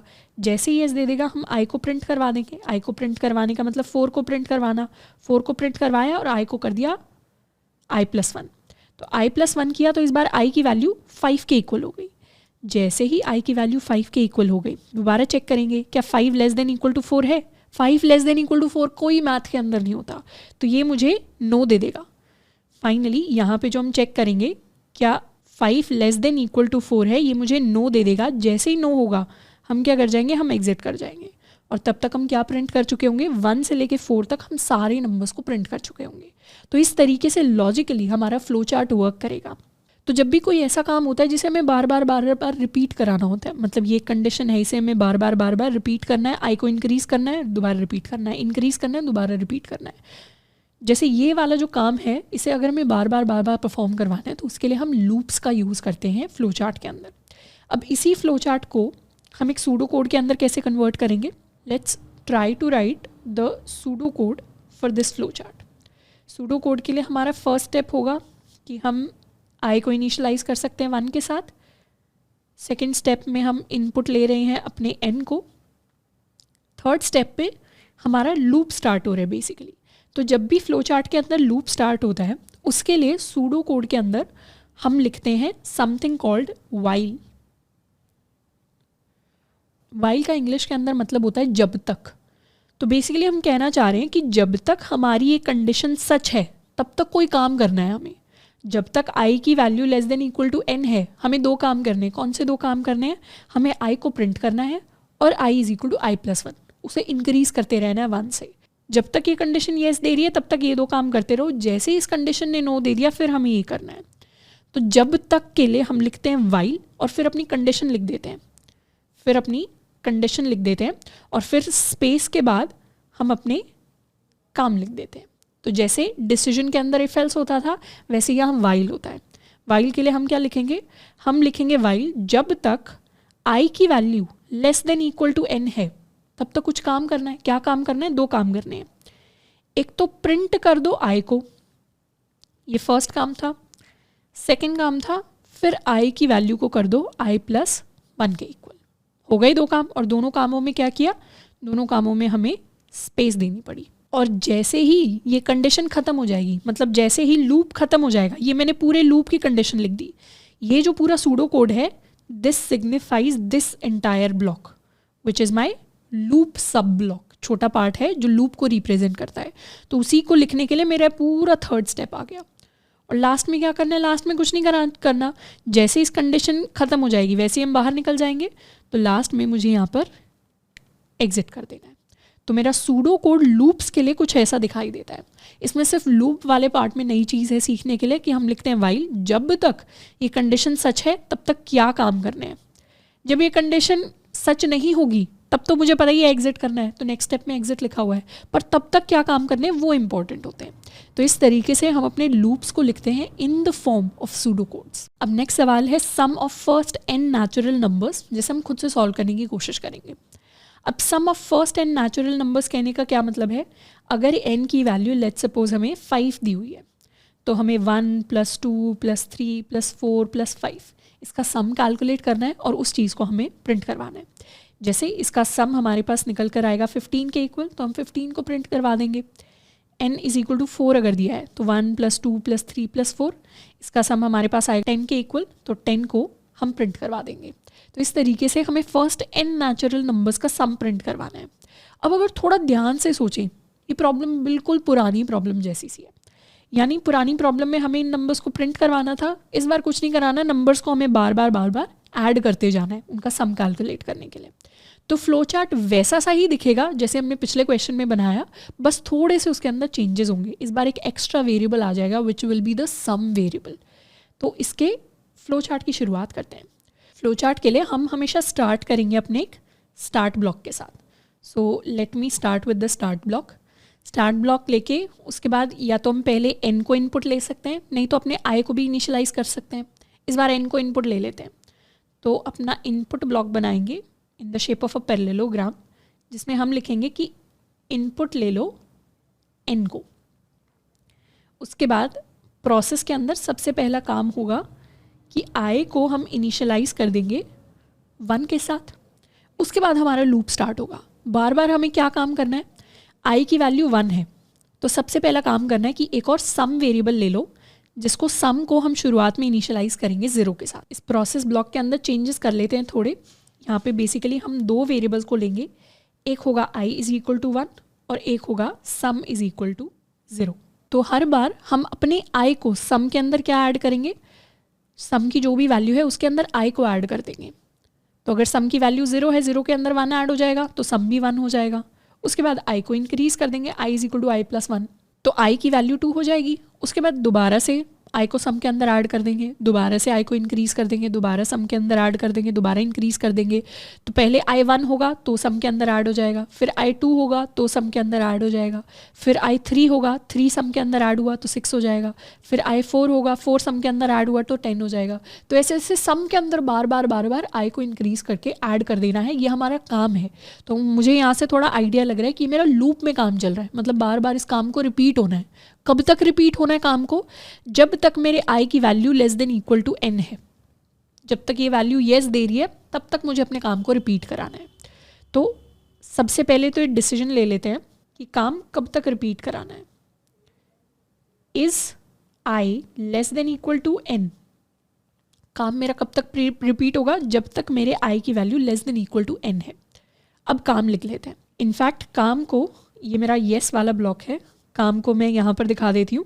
काम इज़ बेसिकली एक बड़ा सा प्रोसेस ब्लॉक बनाते हैं जिसके अंदर दोनों काम लिख देंगे कि एक तो मेरा जो भी सम है, सम के अंदर ऐड कर दो i को और फिर i को इंक्रीज कर दो बाय 1। तो सम के अंदर i ऐड होता रहेगा और i इंक्रीज होता रहेगा बाय 1। और जैसे ये काम ख़त्म हो गया दोबारा से चेक करो कि इस बार ये जो नया वाला i है ये क्या n से बड़ा हो गया। अगर नहीं हुआ, मतलब i less than equal to n है, ये वैल्यू मुझे येस दे रही है, तो दोबारा अपने काम को करो, दोबारा काम को करो, दोबारा काम को करो। तो ये क्या हो गया, ये मेरा लूप हो गया। ये लूप तब तक चलेगा जब तक ये कंडीशन सच होगी, और जैसे ये कंडीशन नो दे देगी वैसे मुझे एग्जिट करना है। पर एग्जिट करने से पहले एक छोटा सा काम है जो मुझे कराना है, which is to print my सम।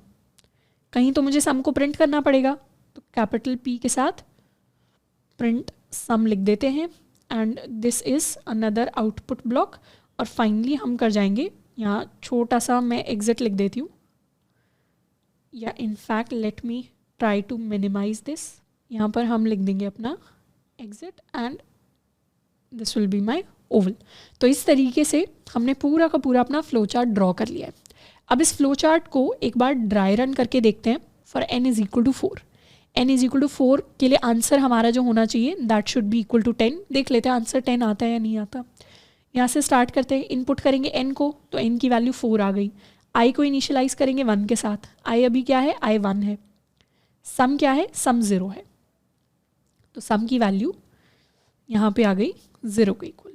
फिर चेक करेंगे क्या i less than equal to n है। हाँ, i less than equal to n तो है ही, 1 लेस देन इक्वल टू 4 है। तो पहले तो सम के अंदर i को ऐड कर दो। सम के अंदर मैंने 1 को ऐड कर दिया तो सम मेरा 1 बन गया, और फिर i को इंक्रीज कर दो बाय 1। i इंक्रीज हो गया बाय 1 तो i 2 बन गया। दोबारा चेक करो क्या 2 लेस देन इक्वल टू 4 है। हाँ, तो दोबारा सम के अंदर i को ऐड कर दो, मतलब 1 के अंदर 2 ऐड हो गया तो टोटल हो गया 3। i को इंक्रीज कर दो, टोटल हो गया 3। उसके बाद दोबारा चेक करो क्या 3 लेस देन इक्वल टू 4 है। हाँ, 3 लेस देन इक्वल टू 4 है, तो दोबारा सम के अंदर i को ऐड कर दो। 3 के अंदर 3 ऐड होगा 6 हो जाएगा। i को इंक्रीज कर दो 1 से तो 4 हो जाएगा। बेसिकली ये दोनों स्टेप्स परफॉर्म किए मैंने। उसके बाद दोबारा चेक कर लो क्या 4 लेस देन इक्वल टू 4 है। Yes, 4 less than equal to 4 है, तो सम के अंदर दोबारा i को ऐड कर दो। 6 के अंदर 4 ऐड होगा तो 10 हो जाएगा, और i को इंक्रीज कर दो तो i 5 हो जाएगा। दोबारा चेक होगा क्या 5 less than equal to n है। 5 लेस देन इक्वल टू 4 तो नहीं है, तो यहाँ हमारे पास नो आ जाएगा। जैसे ही नो आ जाएगा प्रिंट करवा दो सम को। सम को प्रिंट करवाया मतलब आंसर में हमारे पास 10 प्रिंट होके आया। 10 should be the final answer, वही हमने प्रेडिक्ट किया था, और फाइनली हम यहाँ से कर जाएंगे एग्जिट। तो इस तरीके से हमारा पूरा प्रॉब्लम सॉल्विंग का जो फ्लो है इस क्वेश्चन के लिए काम करेगा। अगर इस स्टेज पे हमें फ्लो चार्ट से प्रॉब्लम सॉल्व करनी उतनी ज़्यादा समझ में नहीं आ रही तो कोई घबराने की बात नहीं है। इस तरीके के बहुत सारे क्वेश्चंस हमारे एक लूप्स नाम का चैप्टर आएगा, उसके अंदर हम करने वाले हैं। ये तो बस आपको एक तरीके से ट्रेलर मिल रहा है कि कोडिंग के अंदर हम किस तरीके की प्रॉब्लम्स को सॉल्व करते हैं, ताकि हम पहले से ही थोड़ा सा लॉजिकल माइंड बना के कोडिंग को अप्रोच करें। क्योंकि कई बार हमें पता ही नहीं होता कि हम कोडिंग सीखने वाले हैं, पर उसमें अंदर हम करने क्या वाले हैं। बेसिकली हम इसी तरीके की बहुत सारी प्रॉब्लम्स को सॉल्व करने वाले हैं। शुरू में हम आसान प्रॉब्लम्स को सॉल्व करेंगे, बाद में जाके हम और मुश्किल प्रॉब्लम्स को सॉल्व करेंगे। अब इसी प्रॉब्लम का एक बार सूडो कोड भी लिखते हैं। Let's try to write the pseudo code for our problem. Pseudo code में फर्स्ट स्टेप है टू इनपुट n, तो हमने n को इनपुट ले लिया। सेकंड स्टेप है कि i को इनिशियलाइज कर दो 1 के साथ, और कॉमा करके सम को इनिशियलाइज कर दो 0 के साथ। इनिशियलाइज मतलब ये इनकी स्टार्टिंग वैल्यूज़ है।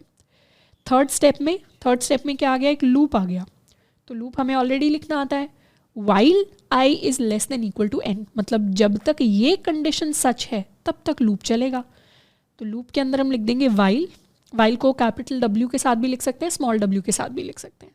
वाइल जब तक i is less than equal to n, तब तक क्या काम करने हैं, तब तक ये 2 काम करने हैं। तो दोनों कामों को स्पेस देके हम लिख देंगे। काम मुझे करना है कि सम के अंदर हमेशा ऐड करते रहो i की वैल्यू को, और i को इंक्रीज करते रहो 1 के साथ। और जैसे ही ये लूप ख़त्म हो जाए, ये तो लूप ख़त्म हो गया जैसे ही लूप ख़त्म हो जाए, प्रिंट करवा दो अपने सम को। ये हमारा 4th स्टेप हो गया, और 5th स्टेप हो गया बेसिकली टू एग्जिट। तो this is how the pseudo code for my problem will look like. तो इस तरीके से फ्लो चार्ट्स को हम लॉजिकली सूडो कोड्स के अंदर कन्वर्ट कर सकते हैं। बहुत बेसिक से ही कंपोनेंट्स होते हैं।